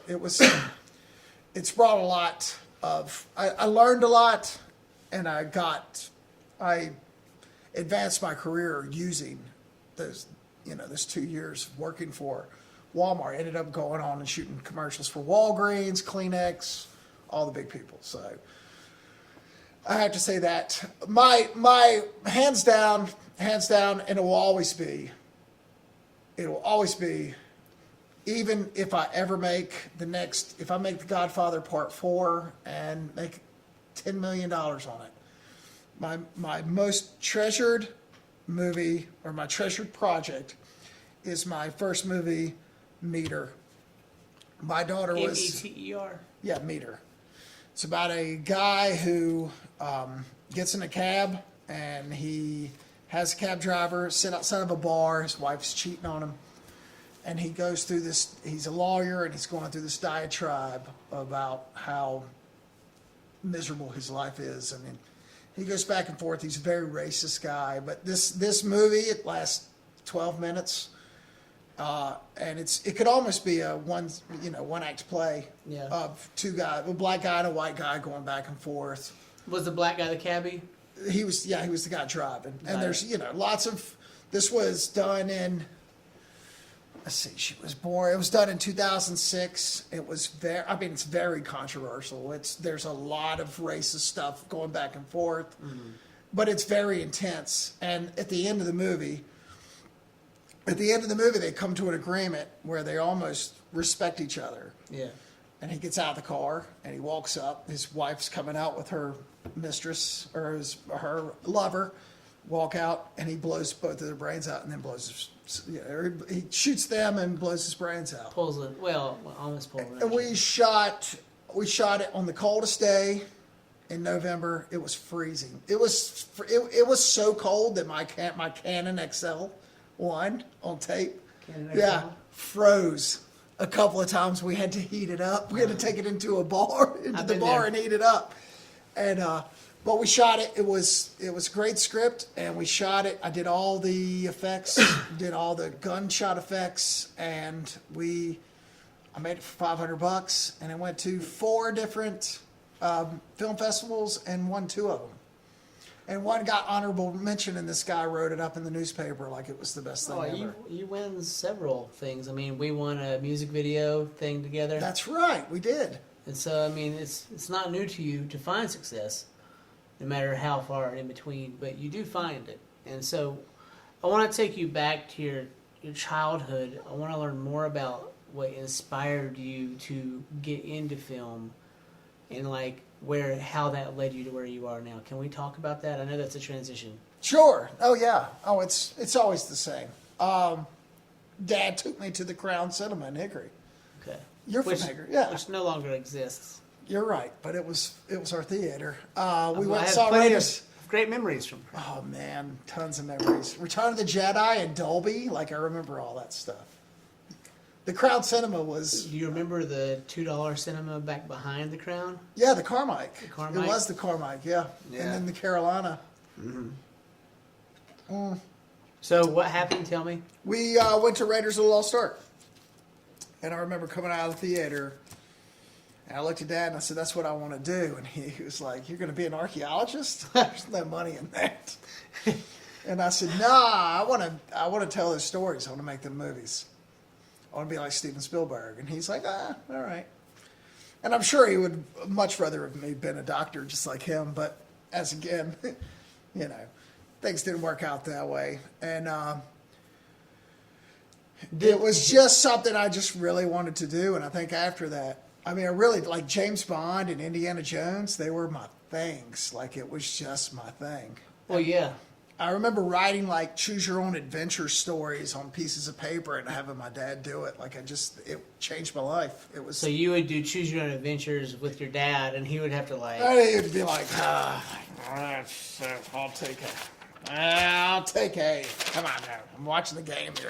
You're kind of before your time, though, because that's how they were making video games for a while. Remember? Yeah. Yeah. I was and all that. I was creating video games on the Apple IIc. The 2C before. Why did you quit? I don't know. I don't know. Because you're a kid, you go through all sorts of stuff. I have no idea. You know what's funny is I missed the boat. So one thing I've been hired to do a few times is create the Earth fly-in zoom. I've mastered it.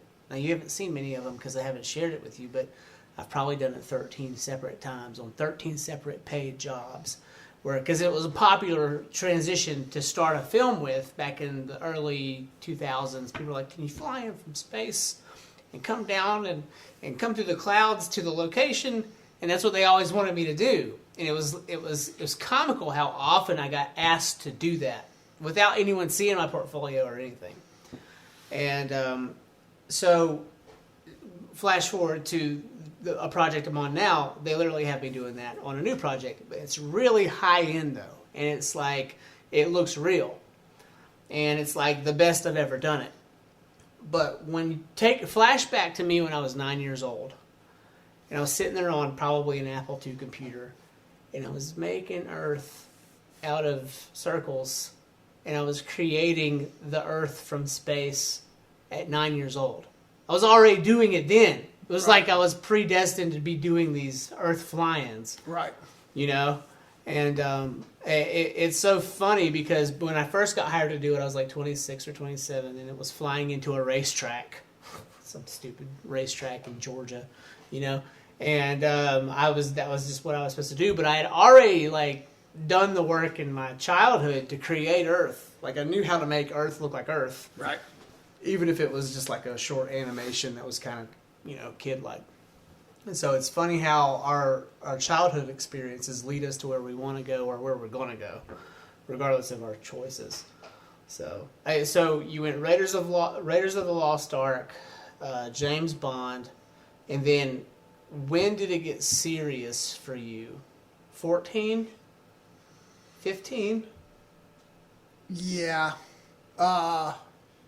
Because you knew already. I had my old man be the cameraman on a Thriller music video redo. Like Thriller? Oh yeah, like Thriller, like we had. Yeah, like straight up. That's funny. And after that, it was a lot of writing and things like that. But honestly, like I think that my struggles in school kind of pushed me to that.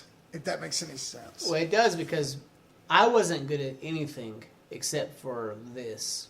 Right, and that's. And I may be one of the best at this. I don't know. At least in my age group, right? Like coming through, especially. Excuse me for spitting on you.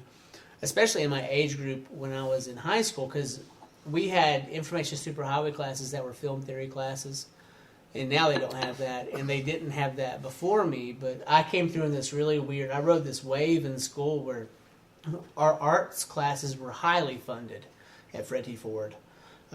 Fred T. Ford High School. Back then. Now, but what's crazy is, like, we had some of the most creative kids come out of Fred T. Ford High School, and even to today. Carol Miller, do you know Carol? He does the tattoos down there in Hickory. Incredible portrait tattoo artist. No, I don't. Okay, I should introduce you. I was gone though. Remember, I was in Los Angeles when you were graduating. You were a lot older than me, though. Yeah, I am. And then there's another kid named B. Lee, really talented artist. And these guys came right out of my high school. So when I got to college... John Reap, wasn't he in there? John Reap went to Fred T. Ford, which, you know, I mean, very good comedian. And so, I mean, I don't know what the arts were like when John was in high school, because he's older than you. Is he? He might as well be a dinosaur, yeah. He's older than I am? He might be your age, maybe. Oh, I think he's like 50 now. Okay. But 50 is a lot different than 39. Yeah. Yeah. That's unfortunate. Yeah. But that's very unfortunate. But what I was getting to was when I got to college, I had already had 5 years at that point of film classes, like film and art and photography classes, like darkroom photography classes. And so here I am, a freshman in college, and like I know a lot more than the graduate students do, like a lot more. It was night and day, okay? And so then we get into my junior and senior year, and at that point I'm already 8, maybe 9 years deep, okay, in my education, and that's a lot of time. And so it was strange to see how just what 4 years will do for you in time to get you a head and shoulder above your peers who are literally, by the time we got to our junior year, that was the first a lot of those kids had seen film school. And they're 21, you know? Yeah. And I started at 14, 13. And so, you know, I'm sitting here seeing them really just starting to get to know the ropes, and like I'm like, wow, you guys, we're way out ahead of you here. You know, and so it was kind of hard. It was a weird transition period for me because I was ready to work. And I'd already made money off my first film, which was just a football highlight, but I made a lot of money off my first football highlight. I sold it for $15 a piece on VHS, and I sold it to almost half the school. Okay? And so, like, Tiger Football 2001 was a real hit. I mean, it was a real hit. People Right. still talk about it, at my old high school. And so it's like, it's weird when I come across someone like you who's also a lifer. You meet people who have that life crisis and then they realize they want to work in film at 28 or even at 24. But then there's people like us who've literally done it since conception, And I feel like, you can't take anything away from anyone who wants to do this. And if they get into it late, more power to them. And they probably have serious talents. But there's also something to be said about someone who knew nothing else. Right. And so, I mean, here you are. How old are you, 47? Correct. Am I right? That's correct, I think. You're 47, and I feel like you're just now getting to the good part of your career. Maybe not just now. That's relative, but it's only going to get better from here. I just don't see it. I don't see you dropping off. Like you're only going to work more until you can't work anymore. And Which is getting close. no, it's not. Yeah. It's not. Yes. In 10 years from now, if I haven't made my film, then I think that it'll probably happen in the next 3 to 5. that's the ballpark. That's what I want. I mean, But see, but back to the point of selling the script or not, I don't think you're going to sell that script. I think you're going to make it. I think you're going to try to make it yourself, and you're going to have the wherewithal to make it yourself because you don't need anyone to help you. Literally, I could ghost off the face of the planet, and for all the jobs they help you with, and you could literally go off on your own with the connections you have and make that film just the same if me or people like me weren't here to help you. You could still make it because you have... I'm going to pull it up here. I'm trying to grab it from the right handle. I mean, this is his rig. And, people can laugh at it if they want because it's just a Sony A7 II. It's an A7S. Oh, you're not even... yeah. But, I tell you, this camera right here is the A7, I call it Legacy. It's the original. And it's such a beautiful camera, And so for me, it's like... Werner Herzog says it best. He's like, it's no longer about the camera. It's about the producer and the writer and the director and the Right. talent. And for me, it's like you have everything you need to make this thing here. It's beautiful. It's beautiful, as is.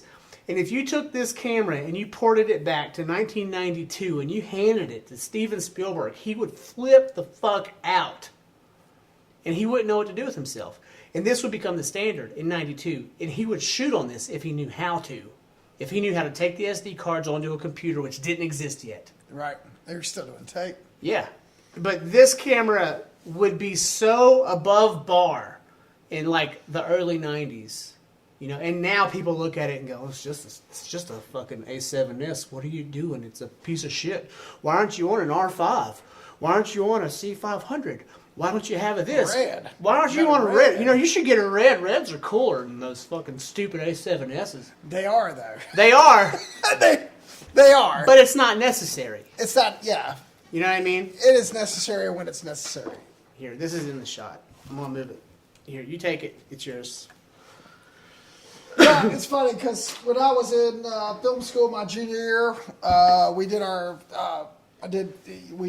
we did our student film on 16 millimeter. My senior year, we did it on the 3-chip Sony VX 1000. Was that film? No, it's tape. Your first mini DV tape. Yeah. Did I ever? It like completely transitioned, and I remember Robert Rodriguez doing a speech. He's out telling everybody how digital's getting ready to change, and I like showed up and I'm in the audience going, "You're a fucking hack. That's bullshit. Alfred Hitchcock he's rolling over in his grave, Robert Rodriguez. Digital's never gonna beat film." And now, years later, I'm but the question still remains. I totally screwed that up. But the question still remains, though: has digital beaten film? Sure it has. Maybe, but if you, There's only 4 guys that still work on film. no, I know P.T. Anderson, JJ. Yeah, Christopher Nolan. But this is the thing: pit J.J. Abrams against the best digital director producer out there and let them make 2 films separate. Let them make the same film. One, JJ's will probably be more creative anyways, but let them make the same film and let's see which one. I don't know which one would be better because 35mm is beautiful. It's beautiful. Sure, absolutely. And the IMAX is on 70. Come on, I mean it's just great. insane. Quentin Tarantino doing the Hateful Eight on Anamorphic is. I mean, there's no get around it. It looks exactly like it looks. It's fantastic. It's expensive though. I think, but that's the rub, right? So we get to a point where okay, well, JJ's film cost $68 million to make, right? And Quentin's digital film, what was it? Once Upon a Time in Mexico. He made on digital, right? He shot on GL2s, didn't he? It's something like that. Yeah. So, Not even XL1s. He was on GL fucking 2s, right? And he made that for like $25,000 minus the cost of actors and actresses. Right. Right. And so it's like significantly different there. And you know, I guess when money's no option, you hire JJ and you let him shoot on whatever the hell he wants to shoot on, right? well, yeah, guys like that, it doesn't matter. They're gonna make their money back. Yeah. But, you know, do you think it was Quentin who made Once Upon a Time in Mexico, right? Well, no, that's Robert Rodriguez. That was Robert Rodriguez. Yeah, he was in it. But he was in it. Yeah. Quentin was in it. Yeah. Yeah. So Robert Rodriguez made Once Upon a Time in Mexico. Do you think that was a real turning point in film? Do you think that was a significant moment when things really changed? Because I have a story to tell you that I haven't told you yet. I think, honestly, I think the turning point was when Steven Soderbergh shot the movie called Full Frontal on an XL1 with the DV cams, and they released it. And it changed. Robert Rodriguez, they did, if I remember correctly, right after Desperado, Spy Kids maybe was the first big digital. Yeah. Either way, yes, there was this turning point. Still made a ton of money. Oh yeah. He built his whole studio So off of Spy Kids movies. tell me your story again about your film thesis or whatever, you shot that on 16 My junior year, we shot on 16 millimeter, What and then year? my senior year, my junior year would have been 1999. And then your senior year Was 2000. 2000. And we shot it with the DV-X. Okay, and that was digital. Yep. And which one was better to you in your opinion? Oh, when? Now or No, like which one holds up better quality wise? The junior project or the senior project? Man, the 16 millimeter. Then now it's different. No, you're talking about two different. Well, I have to tell you a story. And Okay, I would say back then I was against this whole thing. Okay, so I was also the guy that was in a hotel on Sunset Strip partying with some dudes who were trying to get me to invest in this website called Yahoo. and you were like, no way. I'm like, dude, shut up, man. Give me another beer and shut up. Yeah. So I'm not the guy that could tell you what's good or bad. Well, it wasn't much. You said 99 and 2000. It's really not that big of a time difference between when I had my issue in film school, and this was like 2003-04. Okay, my film thesis. They tasked me with filming on 16 millimeter, and the first part of the whole class was like, do these tests on 16 millimeter, shoot on 16, just show us some clips where you do the different ISOs and the different apertures, and show us that you know the camera. And yeah, okay, big whoop. Okay, I did that, and then I get to the film, and we have to make a film, and I had to go to the beach to make this film because I had chosen to go to the beach to make this film. It was the Outer Banks. We went to the Outer Banks. My buddy had a house, and I was going to shoot this thing. Well, I really was unhappy with the 16 because at that point we were on PD-150s digitally. Yeah. Oh yeah. Okay, solid camera. Solid camera. Solid camera. It was. Very good camera. Better than the 16 in my humble opinion at the time. Now I may debate that depending on how well you shoot with the 16. Right. You may or may not get the best image. And I said, you know what? I'm going to shoot this on the PD and see if they notice. And they didn't. They didn't know. Yeah, that makes sense. They didn't even know. And I made an A. And I breezed right through that because I didn't have to pay for processing. I didn't have to pay for the film. I didn't have to pay for anything. And everyone else was scrambling to finish their project on time because it took so long to develop their film. Sure. And they're like, how are you cutting so quickly? I'm like, I sent it off Express. Or I lied. And I just cut the PD-150 footage. And, all I had to do was put the DV tape in and record it and straight to the computer. And, it probably took me 13, 14 hours. And I was done. And my film was good, and people liked it, and it was received well. And none of the grad students, none of my peers, no one knew that I didn't shoot it on 16. And this was 2004. Now, where are we now? Can you imagine in 2004 if I had the Canon 1DX Mark II? And do you think, they would probably think that the 16 millimeter was film if you compared this to a 16. They'd be like, this is your film camera. You shot this on film. They would think that this was the film camera if just looking at the images alone, especially with the 85 millimeter on there. You've seen those coming off at 120 frames per second. They're incredible. Oh, yeah. I remember the year it happened. Tell me, Old Man River. I'm just remember the 7D, when the 7D came out. That completely revolutionized the entire wedding industry. The wedding industry alone was just like... Everything changed. Everything changed. And I was in... videographers became filmmakers in 2007. Yeah. And that's pretty much how that worked. I traveled to New York City and shot the Lady Gaga concert for HBO using those, and then would take those and I would bounce over to the NBA draft and be handed 7Ds. Mm-hmm. With a sound guy, and it was the new thing. It was the way things were happening. Tell me about the post-production process on those. I didn't do them. Really, you were just shooting them. But I just remember. Wow, how convenient. Yeah, it's the only difference was at that point it was They were hiring DPs because you had to pull your own focus. They didn't have autofocus. So when that 7D. It had autofocus if you were taking pictures, but if you were doing video, you were having to tweak that. And that's okay. That's how I prefer it now. This is a prime lens. It's not. You're not going to get anything auto out of that thing. But that 7D, man, it was 1080p, man, and it had the depth of field and everything. Suddenly, everything changed. I was caught in a trap in 2007. Because I had the Canon XL1S, a good run and gun shooter video, but it's mini DV, and so it wasn't SD card yet. We weren't on CEF or anything like that, and so the processing on the mini DVs was too much, especially if I shot for 10 hours. Come on, it's a whole day of just getting it on your computer, and I had a Canon 30D, which I bought in 2006. Okay. Which was just before the 7Ds and the 5Ds started really coming down the line. And there was no way I could afford a 5D or a 7D at the time because I was 25. And I was fresh out of college. And my parents just weren't helping me out, They actually did give me the XL1S. That was a gift for Christmas. But, there was no thought process as to, hey, where's the industry going? Maybe we shouldn't get him next. Maybe we should invest in a different camera because the times are changing. Right. No one was thinking that. And I was just grateful to have an XL1 at the time because you remember how cool it was to have an XL1. Everyone thought you were the...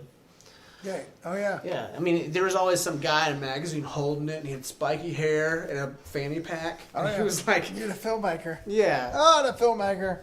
And so I was stuck on this 30D, which only shot photos.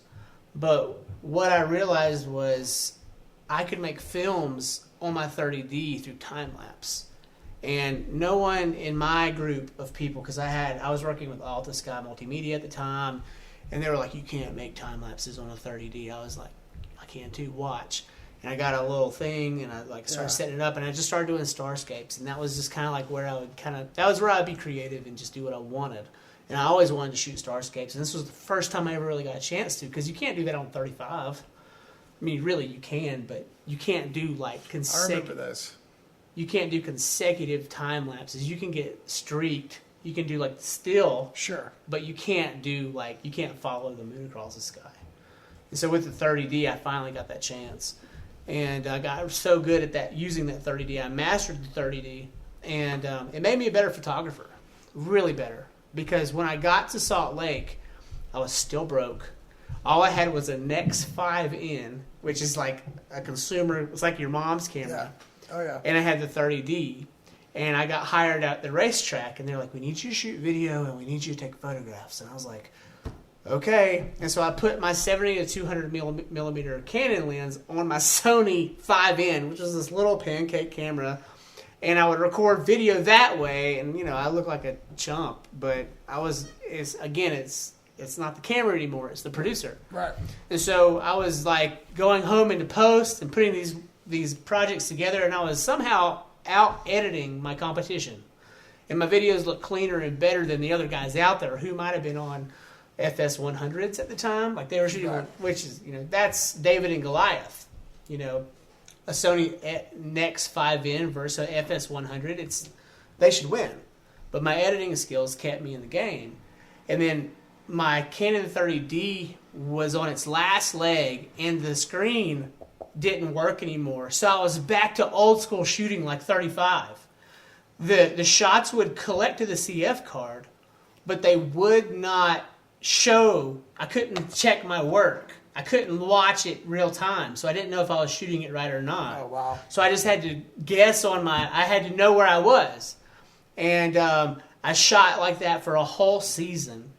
And I got so good at it that like I could just trust that the shots would come out on the CF card perfect every time. I just got good at it, and man, that was one of the most challenging things for me, was finding the resources I needed to invest to get into a better set of cameras. And it was Right. 2014, and I invested in the A99 and the A7 Legacy, and then lights and mics. And I was in the whole 10 grand, and I had to climb back out. Yeah. How many times have you made that climb? How many times have I've only done it once. So, and I've noticed you actually are pretty skimp on your systems. Like, you're still on the A7S, which at this point is 10 years old. It's easily 10 years old. Right. Right? And where did you make your big investments? Lights? Yes. And you got the lavaliers, which are $600 a pop. You have 2 lavs, Yes. right? Yeah, And you have the booms. Yeah, well, but so on my bigger projects, I put money in to rent the cameras.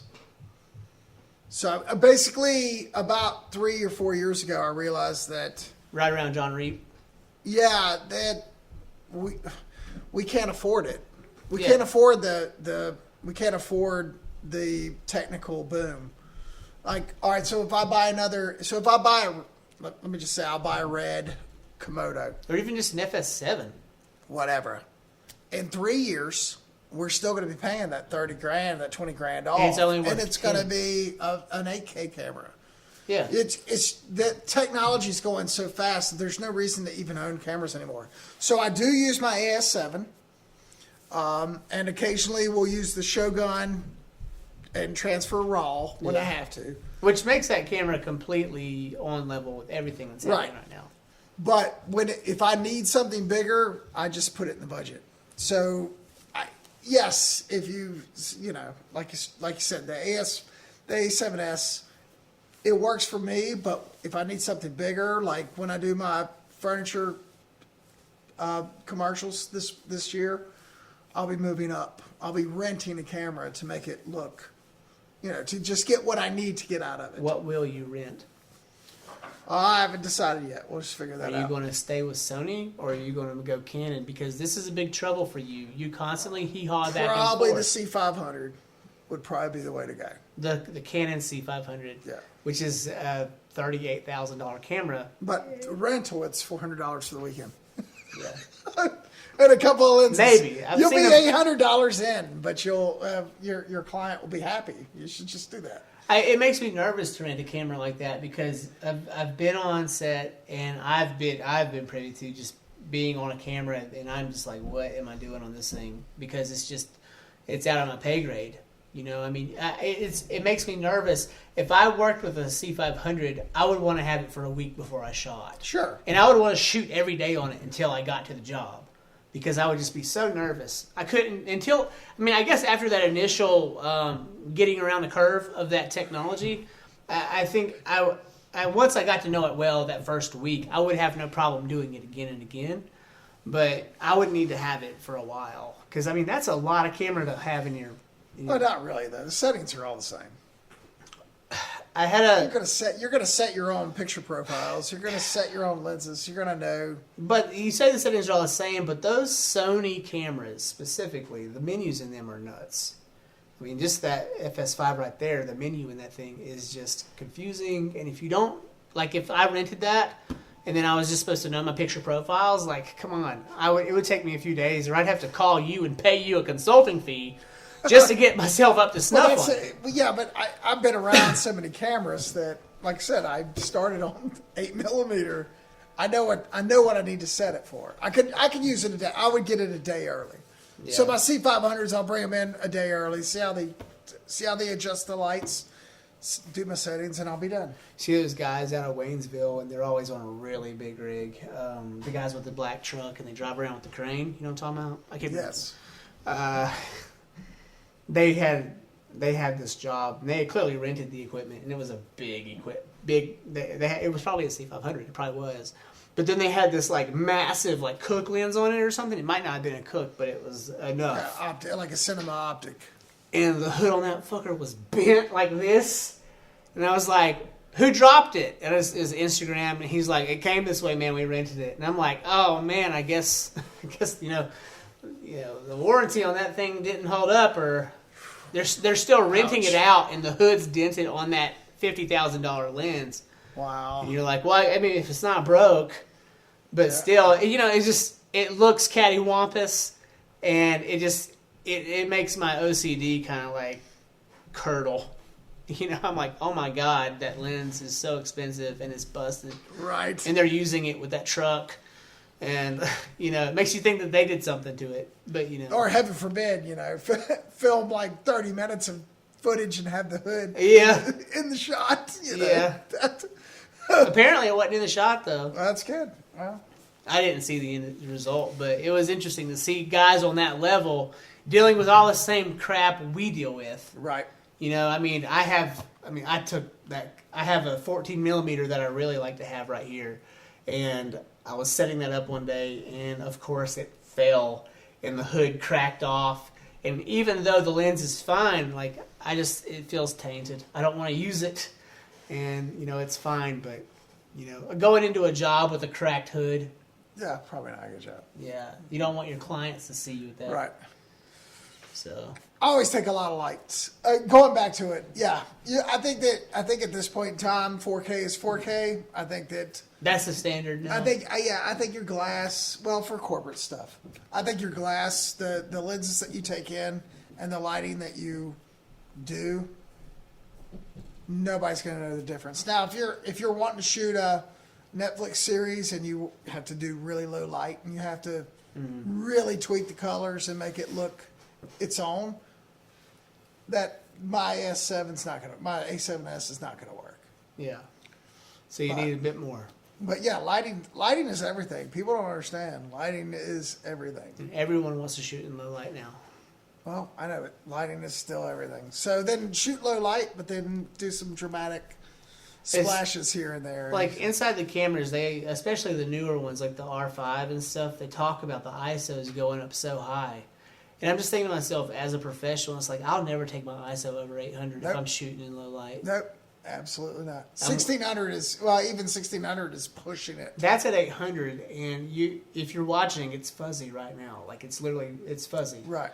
You know, at 800. I really wish I was at 200, but I can't get there. It's getting better, though. It is. The technology's getting better. I can't get to 200 with a 3.5 lens, which is what I have right there. I just don't have the lens I need, you know, and so I keep going up to Ball Photo looking for that perfect f2.8 or f1.8, and I just haven't found it yet. And it's crazy. The older SLR lenses, the good ones, are still really expensive.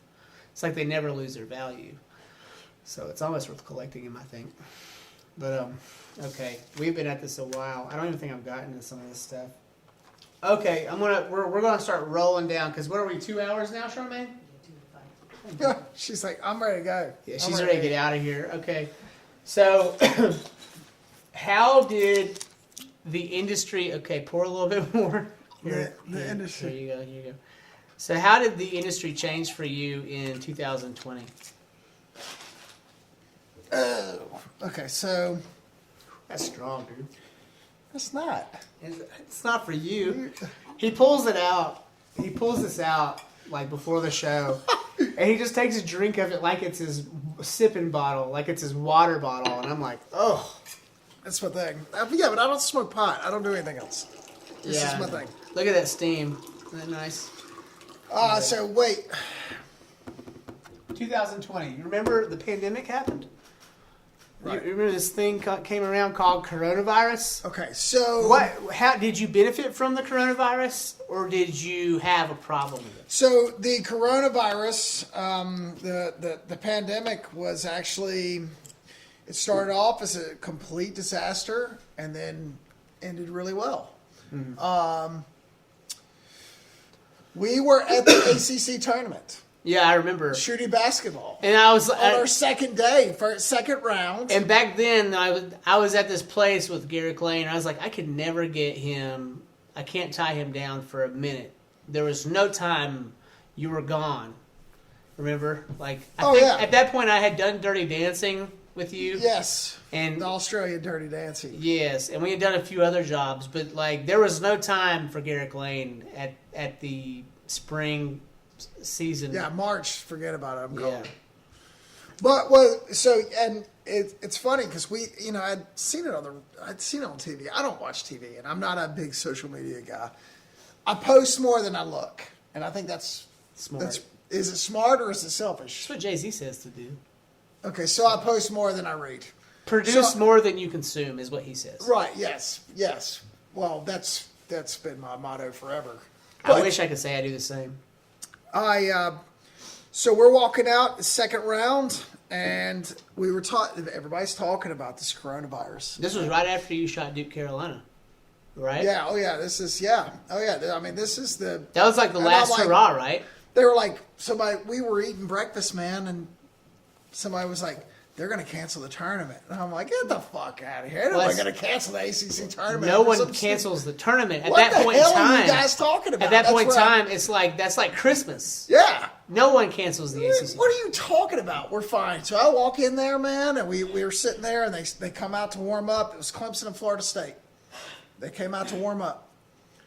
And they kept warming up, and I was hearing over the comms, they're canceling the tournament. And I'm like, what are you guys talking about? I'm under the basket, getting ready to shoot the ACC tournament for the next 3 days. Yeah. A huge paycheck. Like, hello? Like, this is bread and butter for like 2 months. And, they warmed up, and then they walked off the field. Or walked off the court, and the ACC president came in, and he announced that we're canceling. And that was the first, I was like, wow. And I remember taking a picture and posting it on Facebook saying, here's how the 2020 ACC tournament ends. So I go home, and of course, my wife and everybody around me gets the call you got yesterday. What am I going to do? Like, oh my God, what am I, we're screwed. I'm in the negative. No one's paying me. Yeah, I'm done. What are we going to do? My wife's like, everything's going to be fine. Everybody's in the same boat. And I'm like, no, what's going to happen? Within 4 months, I had a mask on, and I was in Atlanta Coming to America trailers. Yeah. Suddenly, nobody wanted to work. So the people like me who would risk it all for a job, was going to work. Well, I remember I give Garrick a lot of grief. I like him, and so people I like, I often do that too. But he takes this job in Atlanta, and we're like 3 months into the COVID, and it's like bad. And I did Atlanta. No, listen. His job. Oh man. His job was to cut on an Apple computer in a little small studio space in downtown Atlanta, which is, fine if you're a single guy, whatever. He's got 5 kids. And the trouble I had with that whole concept was his computers, plural, at home were more powerful than the machine that they made him go to Atlanta to edit on. So these producers, stay nameless, they will remain nameless, but these producers coaxed Garrick Lane out of his comfort zone at home where he had his own studio, right? Very professional studio. And they said, you can't work on your computer there. You need to work on our computers in Atlanta because we're in Atlanta. And Atlanta's where the film industry is. And so he goes down there and he does his job. And he always does a really good job.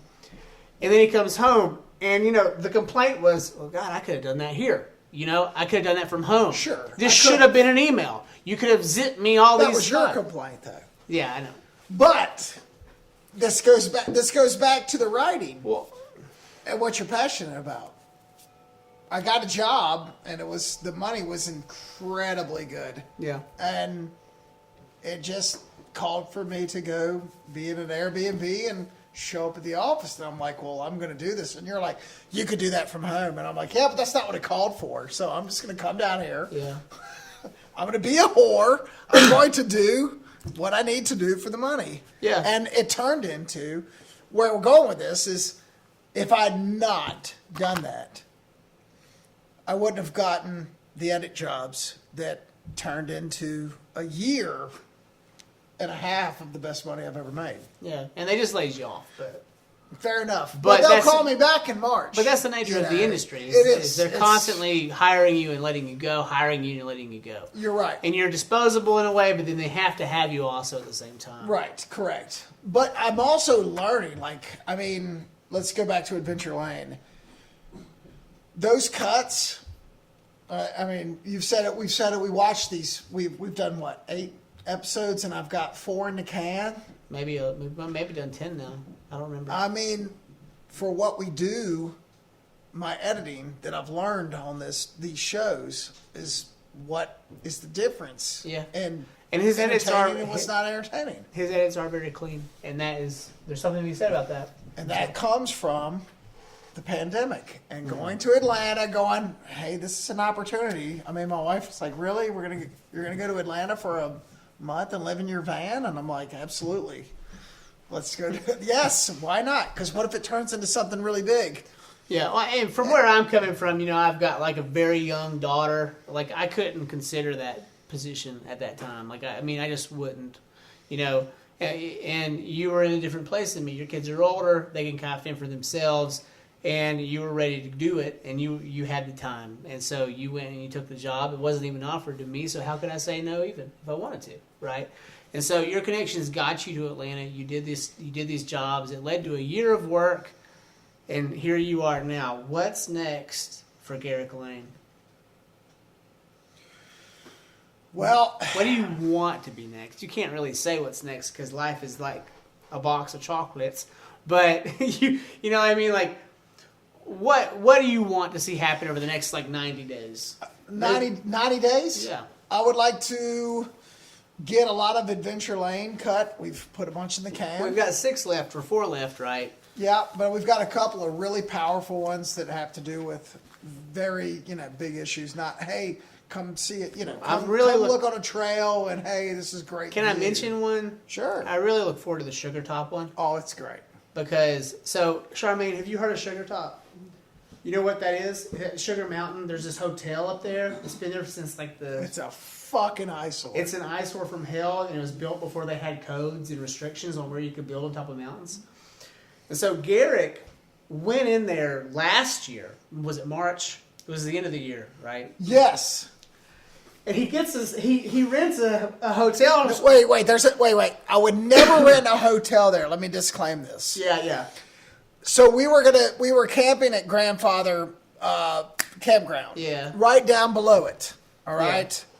Well, the weather dropped that weekend. Got really cold. Yes, and my wife was like, "The kids, nobody's going to stay in tents when it's freaking 5 degrees, Garrick." And I'm like, well, that was your idea. Yeah, I know. And I'm like, I'm trying to save money. We got 5 kids here. I know, you're right. So I'm like, oh shit, you're right. So, but I don't want to get rid of it. So I get on Verbo. Verbo? Is that how you say it? VRBO. Whatever it is. And I find there's a cabin and then there's a condo. And I'm like, the condo is much cheaper. But it was also at Sugar Top. Right? Well, I didn't know that. It doesn't say that. So when Probably strategically. Yes, you're probably right. So when I signed up and they sent me the verification, I put it into the map and I said, holy shit. And you've always wanted to go in there. And I was like, son of a bitch. Like, am I seriously going to rent Yeah, why not? this? I know, but I hate that place. But I'm like, you know what I'm going to do? Do an adventure lane. Yes, I'm going to exploit it. And if so- I'm going to rent it, I'm going to exploit So it. the whole time, he's on the phone with me during this whole thing. And he's like, I'm at Sugar Top. And I was This is like, that great. shithole? And he's like, yeah. And I say, you should remake The Shining while you're in there. And he's like, I'm going to lock some shots off and we're going to do that. And so he goes into there and it looks like The Shining's hotel in there. And so he locks off a bunch of shots and we're in the process now of letting blood pour out of the doors Yes, it's from gonna be these great. hotel rooms. And it's going to be we're remaking The Shining. Oh, but the best is the drone. The opening shot. You hear Jay, who was on the board of trying to fight these guys, Yeah. talking to me about how much corruption was going on, and we're like literally flying in just like the Overlook on Yeah. the drone on this friggin' ugly. Oh, I can't wait. It's good stuff. I like to believe that the video that Garrick is going to make is going to eventually allow the implosion of Sugar Top It's to gonna happen. happen. He's going to make this video, and people are going to start talking about how bad it is that it's existing still, and eventually someone is going to implode it, and it's no longer going to be there. Well, it's a scientific and financial fact that, you know, when this freaking piece went up, the cost of the condos there were $120,000, whenever that was, years ago. You can buy one now. 120,000 that long ago, though. That's a lot. That's how they started. You know how much you can buy one for now? $5,000. 108. 108 grand. You've gone down. Yeah, it's gone nowhere. Talk about 120 grand in inflation today. My house has gone up at 130,000. Your house has gone up $250,000 since you bought it. gone up more than that. Okay, so there you go. But the point is the that inflation from 1980 something to 2021 on the properties around Banner Elk is insane. right. And so for those to actually go down, that means they've gone down in value probably 90%. Because they should be worth $1 million or $600,000 easily But per they're condo. not, because it's not supposed to be there. It's an abomination. It is a bum. You know, and I remember I was up there in the early 2000s because I used to just go to Sugar all the time. Had a season pass. I was on the snowboard team, all of that. And I just remember I would see like a yellow Lamborghini up there Yeah. or something, and I'm like, that's so weird. And like, you know, I was a layman local, you know, like I never had the chance to even like go over there. I never even thought to. I hardly ever rode the red lift. You know, like that side of the mountain was just Right. kind of like unused by most of the people. Right. We would just go to the top and we'd ride that S down to the bottom and do that every time, you know. And it was very rare that we would even take the red lift up to the top where you could go to the hotel. And that space was just kind of like a ghost town. No one was ever there. Right. People were at the condos and coming down the slopes on the sides, all of the hutches and huts, they were always packed to the brim every weekend. There was always a family in that circle house. And I always wanted to live in those because I thought they looked like Ewok villages, right? Yes. You Oh, know? and those are nice, and I'm Like, sure the value on those my- are fantastic. Yeah, but let's think about that. That circular hutch house was probably built around the same time that hotel was built. And that hutch probably was worth $120,000. And that condo was probably worth $120,000. What's that hutch worth right now versus what's that condo? You said $106,000. I bet that little hutch right there at the bottom on the worth the left, same. it's probably worth $700,000. Maybe. maybe more, maybe 500. Well, that's why it needs to come down. That's why Sugar Top needs to come down. Okay. And our Adventure Lane that comes out in January, you have to see. Okay, what keeps you up at night? Sugar Top. Well, your editing certainly keeps you up at night. Yeah. He was up till 2 in the morning last night editing, apparently. Other than that, though, like what really keeps you up at night? Like what disturbs you, keeps you from going to sleep? It doesn't have to disturb you. It can be happy too. Is there anything that just keeps you awake? Well, it would kind of erase the whole conversation we've had. The fear of failure. I'm still not where I... Even at 47? I'm still not where I really wanted to be, so it keeps me up at night. Well, I think that that and sleep apnea. Yeah. Okay. I think you're too hard on yourself, though. So, Maybe, but... I've said that to you for a long time now. Fair enough, but that's just who I am, though. It's... Well, that fear of failure may be what keeps you... That may be what makes you such a workaholic. Maybe. You know? Maybe that's what works. Maybe. But it keeps me up. I have other things I want to do. And you hear this. We're doing this podcast, but you know where I am. Mm-hmm. And I'm like, I got to get this cut. I got to get another Adventure Lane out. All this stuff keeps me up. It doesn't seem like you necessarily tie failure to lack of money or resources. Well, that may play in. Like if you don't have money at a specific time, you may think you suck.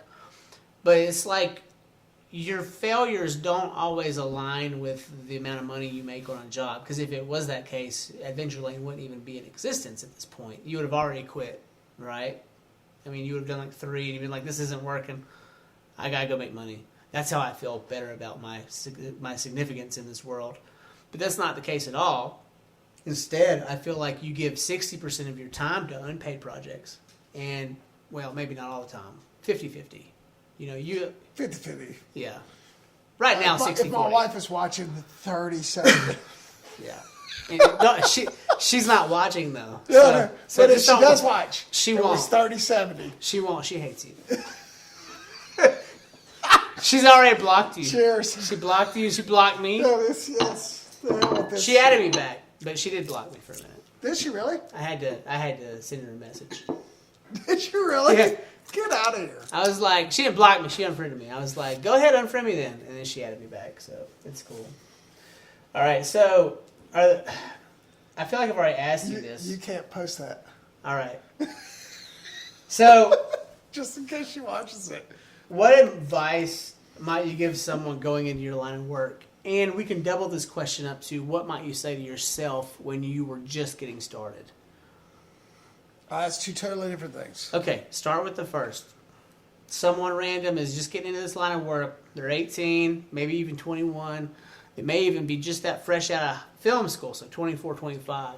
What's the first thing they need to know, and what might you tell them They don't about need to know anything. They need to work. They need to make movies.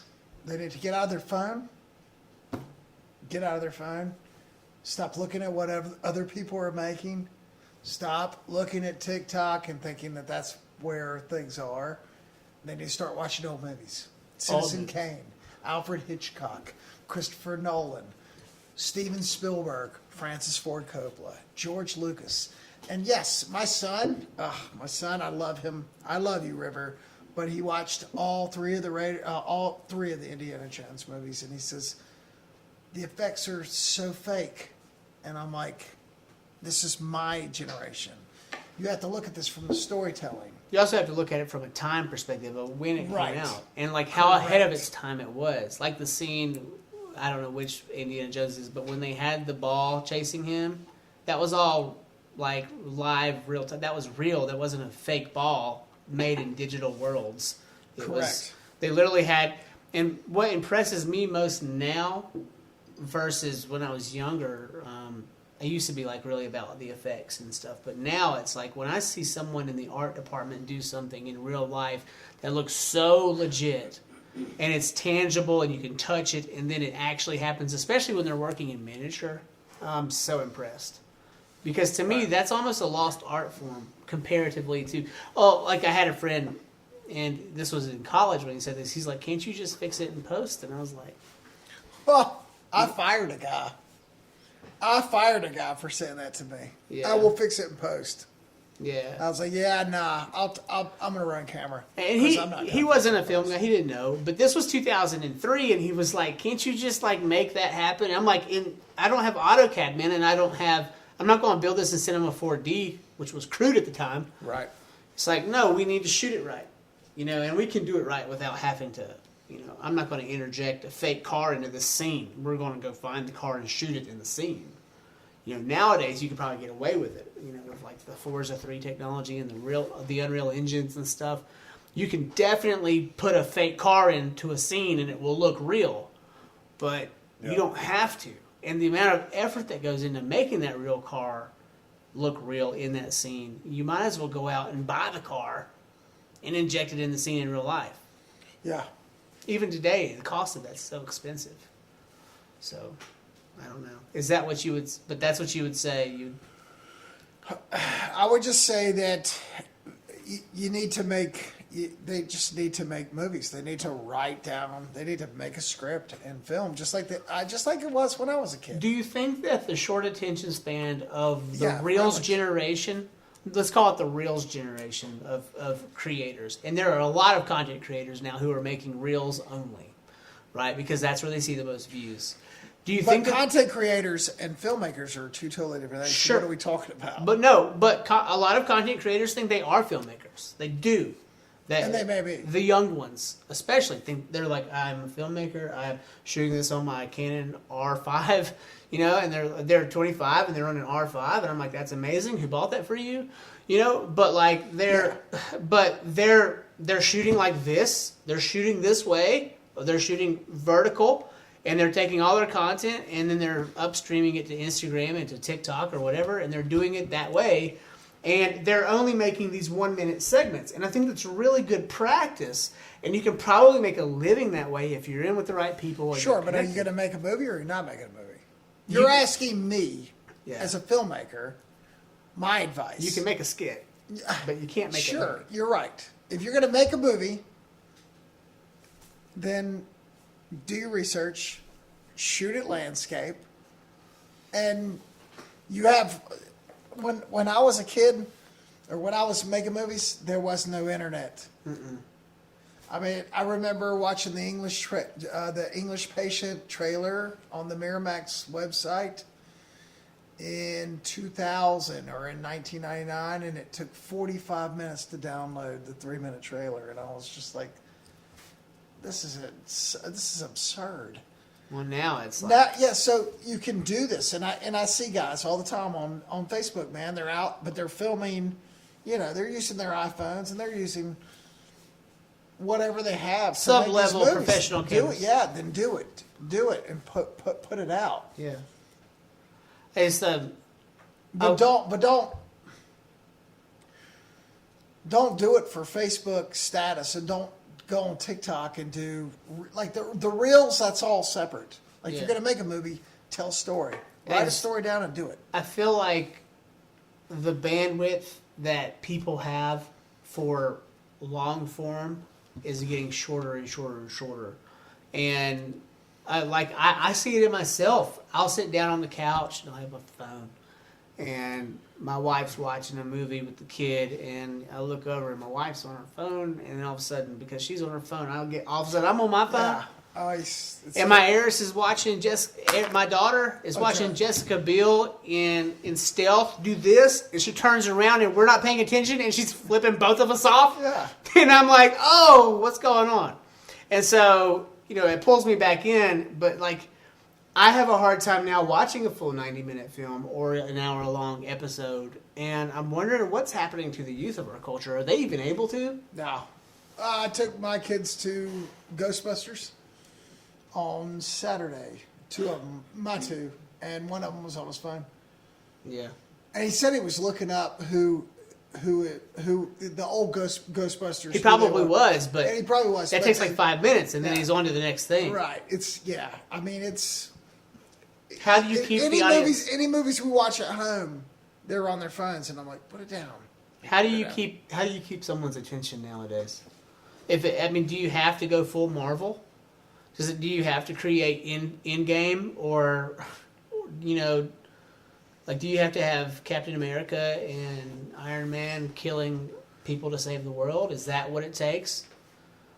I mean, I don't know, man. I think everybody's different. yeah.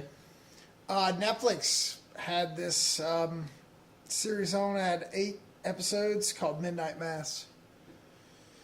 And I watched the first 5, and I'm like, this kind of sucks, And I wasn't really watching it, though. I wasn't really watching it. I'm still working, I know. Kind of glancing up. You know how it goes. He's got a TV here, and he's got 3 screens here. Yeah, I do. So and his phone's here. I'm all over the place, Yeah. But it caught my attention enough to when the 8 episodes were up, I'm like, I don't know if I like that or not. So then I watched it with my full attention, and it was a minor masterpiece. Yeah. So it's kind of like, how many masterpieces are getting brushed over these days? And I feel like there's a big number. Not many. Not yet. I don't know. It's junk. I don't A lot know. of it's junk. Give me one. Well, Umbrella Academy was really good. That's a series, though. Well, that's where they're going, though. All right. I mean, the movies are no longer the most popular thing. Now it's like, do you have 22 episodes? Do you have 10 episodes? Can you give us 2 seasons? And that's now a movie. Like, Right. And I get that. And so for me, it's like, some of these series are really good. I mean, Stranger Things had its run. I mean, sure, it fell off in the 2nd season or 3rd season. It should stop now. Is it still going? Yeah, Is it going to be like Grey's Anatomy? One. Like Grey's Anatomy, please stop. Yeah. Why? Yeah. They ruined what's that? What's her name? The lead character, her real name. I don't the know. actress? I've never seen one. Okay, good. Well, but Grey's Like, Anatomy. honestly, but I've Grey's never seen Anatomy. one Grey's Anatomy. Grey's Anatomy is about what's her name? Grey, the girl who's like on the poster, Right. the chick who dates McDreamy and McSteamy and all the people. I thought he died. I don't know. Maybe I don't watch it I'm so anymore. lost. But all I'm saying is like, she got typecasted by the same thing that like made her career, and like she signed her life away, I guess, but she'll never get out of that now. And if she does quit, It's like Grace. Law and Order, though. Well, yeah, It's the same thing. yeah, but she's stuck in there though now. And if Maybe that's where she wants to be, then. maybe she's good. Maybe she's happy there, and she's got a consistent job, and she's probably really well paid. And when she's done, she's done. And more power to her, right? Some people are comfortable with whatever they get. Yeah. People like you and I will never be comfortable. Yeah. When we're 65 and we've got everything, it won't be enough. Well, I'm taking you back to the advice you give yourself now. When you were, I don't want to name an age, but give me a time in your life when you needed advice the most. Where would you be, and what would you say to yourself now, if you could? It would have been 28. Don't fucking do it. Don't go home. Still? Don't fucking do it. 28 was when you came back? Yeah, 27. But then getting into the rut at 28, and then, that's a whole nother podcast, man. Mm-hmm. Yeah, don't do it. Well, you help the audience understand what it is. So I'm a very impulsive dude, and that's been my I mean, I've never had a drug problem, gambling problem. I've never had any problems. However, I do sometimes impulsively do things. Did you ever hit your head really hard as a child? Probably. No, I mean, seriously. Did you ever really smack your head really hard? Do you remember like really giving yourself a concussion? Probably. Because that happens to people with CTE. So probably. And I have noticed you be very impulsive. Impulsive with like your emotions too, like where you just like I had to come full circle with you and be like, "Hey man, chill out." Yeah. Because I'm seeing things I don't want to say clearly, but I was seeing things clearly from a purview, and you were too close to whatever the project was, and you were really losing your shit. And I was like, "It's going to be okay." Oh, maybe. You know. I would just. I don't know, man. I think that anybody that's having a bad, like they're in a bad moment where they think that they need to quit something, or they think that they need, like, that life is not going the way it needs to go. They really need to analyze it. Don't make any rash decisions, because I made 3 or 4 rash decisions in my life.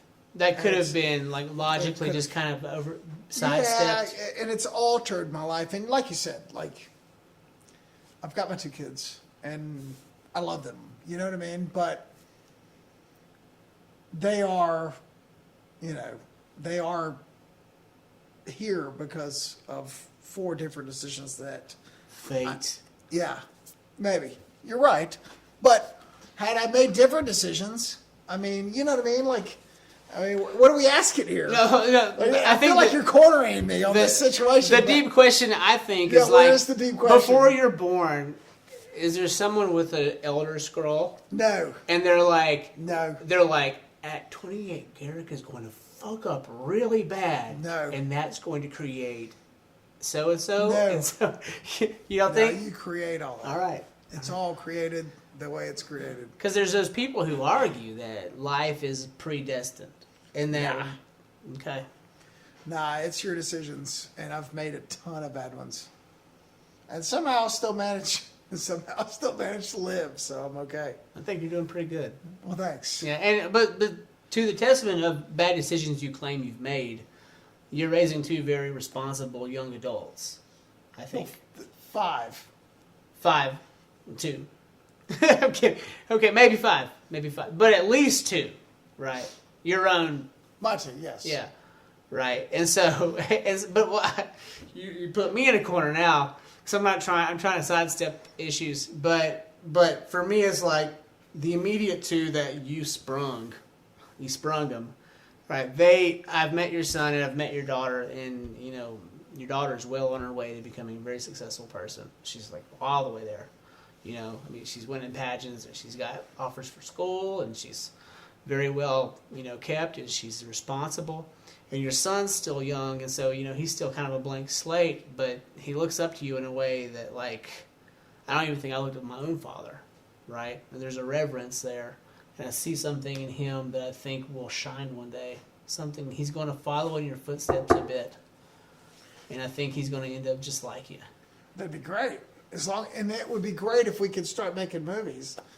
And he could just take over the production company when I get too old to do it. Are you going to sell it to him like a jerk? No, I would just give it to him. But we have to get there first. Yeah. I just get the impression he's really into what you do. He is, but he's not motivated. Like any of these kids are, man. But I wasn't motivated. All I wanted to do when I was motivated. Yeah, well.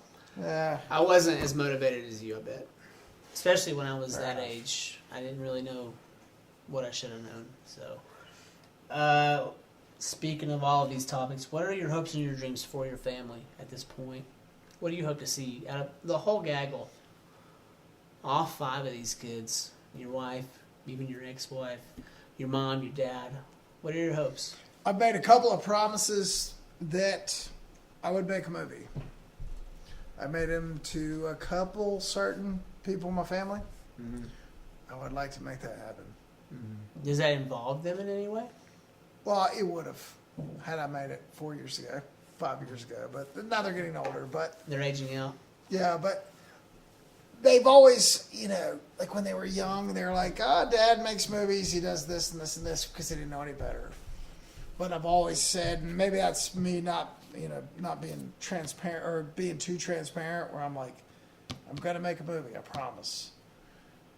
And I've said that, and I don't want to be the dad that never does it. Does that make sense? Because you want them to follow through on their dreams. Yeah, because the last thing I want is when when I'm in my coffin, my daughter going, all he wanted to do was make a movie, and he never did. But Dad does everything he says he's going to do, which I do. Mm-hmm. Besides, even when it's what they don't want you to do. Yeah. But there's one thing I've said: I'm going to make a movie. And if I don't, that'll be the one thing that they'll remember that I didn't do. Would you be interested in sitting down in here with a group of actors and actresses and doing a script read-through on camera? Yes. I think that'd be really neat. I have 4 scripts we can do, and I have 4 movies we can make. And I think it would be neat. I think it would be neat because that could bring some attention to the scripts, as well as maybe find some new ideas for the scripts. From Sure. the people Yes, come, please. Okay. Well, maybe I have we'll the set scripts that up. written. We'll set that up in 2022, right around the corner. 2020. Oh, yeah, I guess it is. You're gonna be 48 this year. Yeah. Next year. We must make a movie quick. I'm going to be 40. So. Well, whatever. Yeah, I know. Ugh. Yeah, I'm waiting for my salt and pepper hair. I want some of that just for men. You know what I mean? Okay. Got the wisdom to get the job done, but the energy to see it through. You know what I'm talking about? Yeah. Yeah, I want that. Well, mine's still here. Yeah. Do I'm almost 50. you color it? No. No. Thank you very much. One day it's just going. You're gonna wake up Like white it's gonna be gone, or yeah, it's gonna be gone, or it's gonna be white. just before your daughter's wedding day. Yeah, be perfect. You're gonna hate that guy. Yep. No, I'm kidding. 100%. Any final thoughts? Is there anything else that we didn't touch on that you'd like to touch on? Nope. I think we did it, man. Okay. Okay. Do you have any pluggables? What's your? How do we find you online? Pluggables. Okay, you can find You Garrick. can find Garrick Lane. Oh, you can do it. You can find Garrick at Garrick Lane, and on Instagram, I believe it's Garrick Lane 08. I might be wrong. No, it's Garrick Lane. It's just Garrick Lane, and you can also find Garrick at what's the name of your company now? GarrickLane.com. What's the name of your company? Table Rock Creative. Table Rock Creative, which has mind-boggling 235 followers on Facebook, but I think he has more followers in real life than he does on the internet. So there's that. So. And where can they watch Adventure Lane? Oh, right. You can watch Adventure Lane at Ridge Journal on YouTube, Facebook, and Instagram. And stay tuned for more because we're getting at it. We're doing one tomorrow. We're going tomorrow. We're going to Sugar Mountain tomorrow. So, very good. Thank you. Thank you, sir. Been great. All right, good. Soft hands. I'm That's 'cause Josh. I've never worked a day in my life. Not one. White collar. White collar. All right. I'm Josh Good Lloyd, and you're on pansy. the Ridge. Thank you. That's good. Okay, we're good.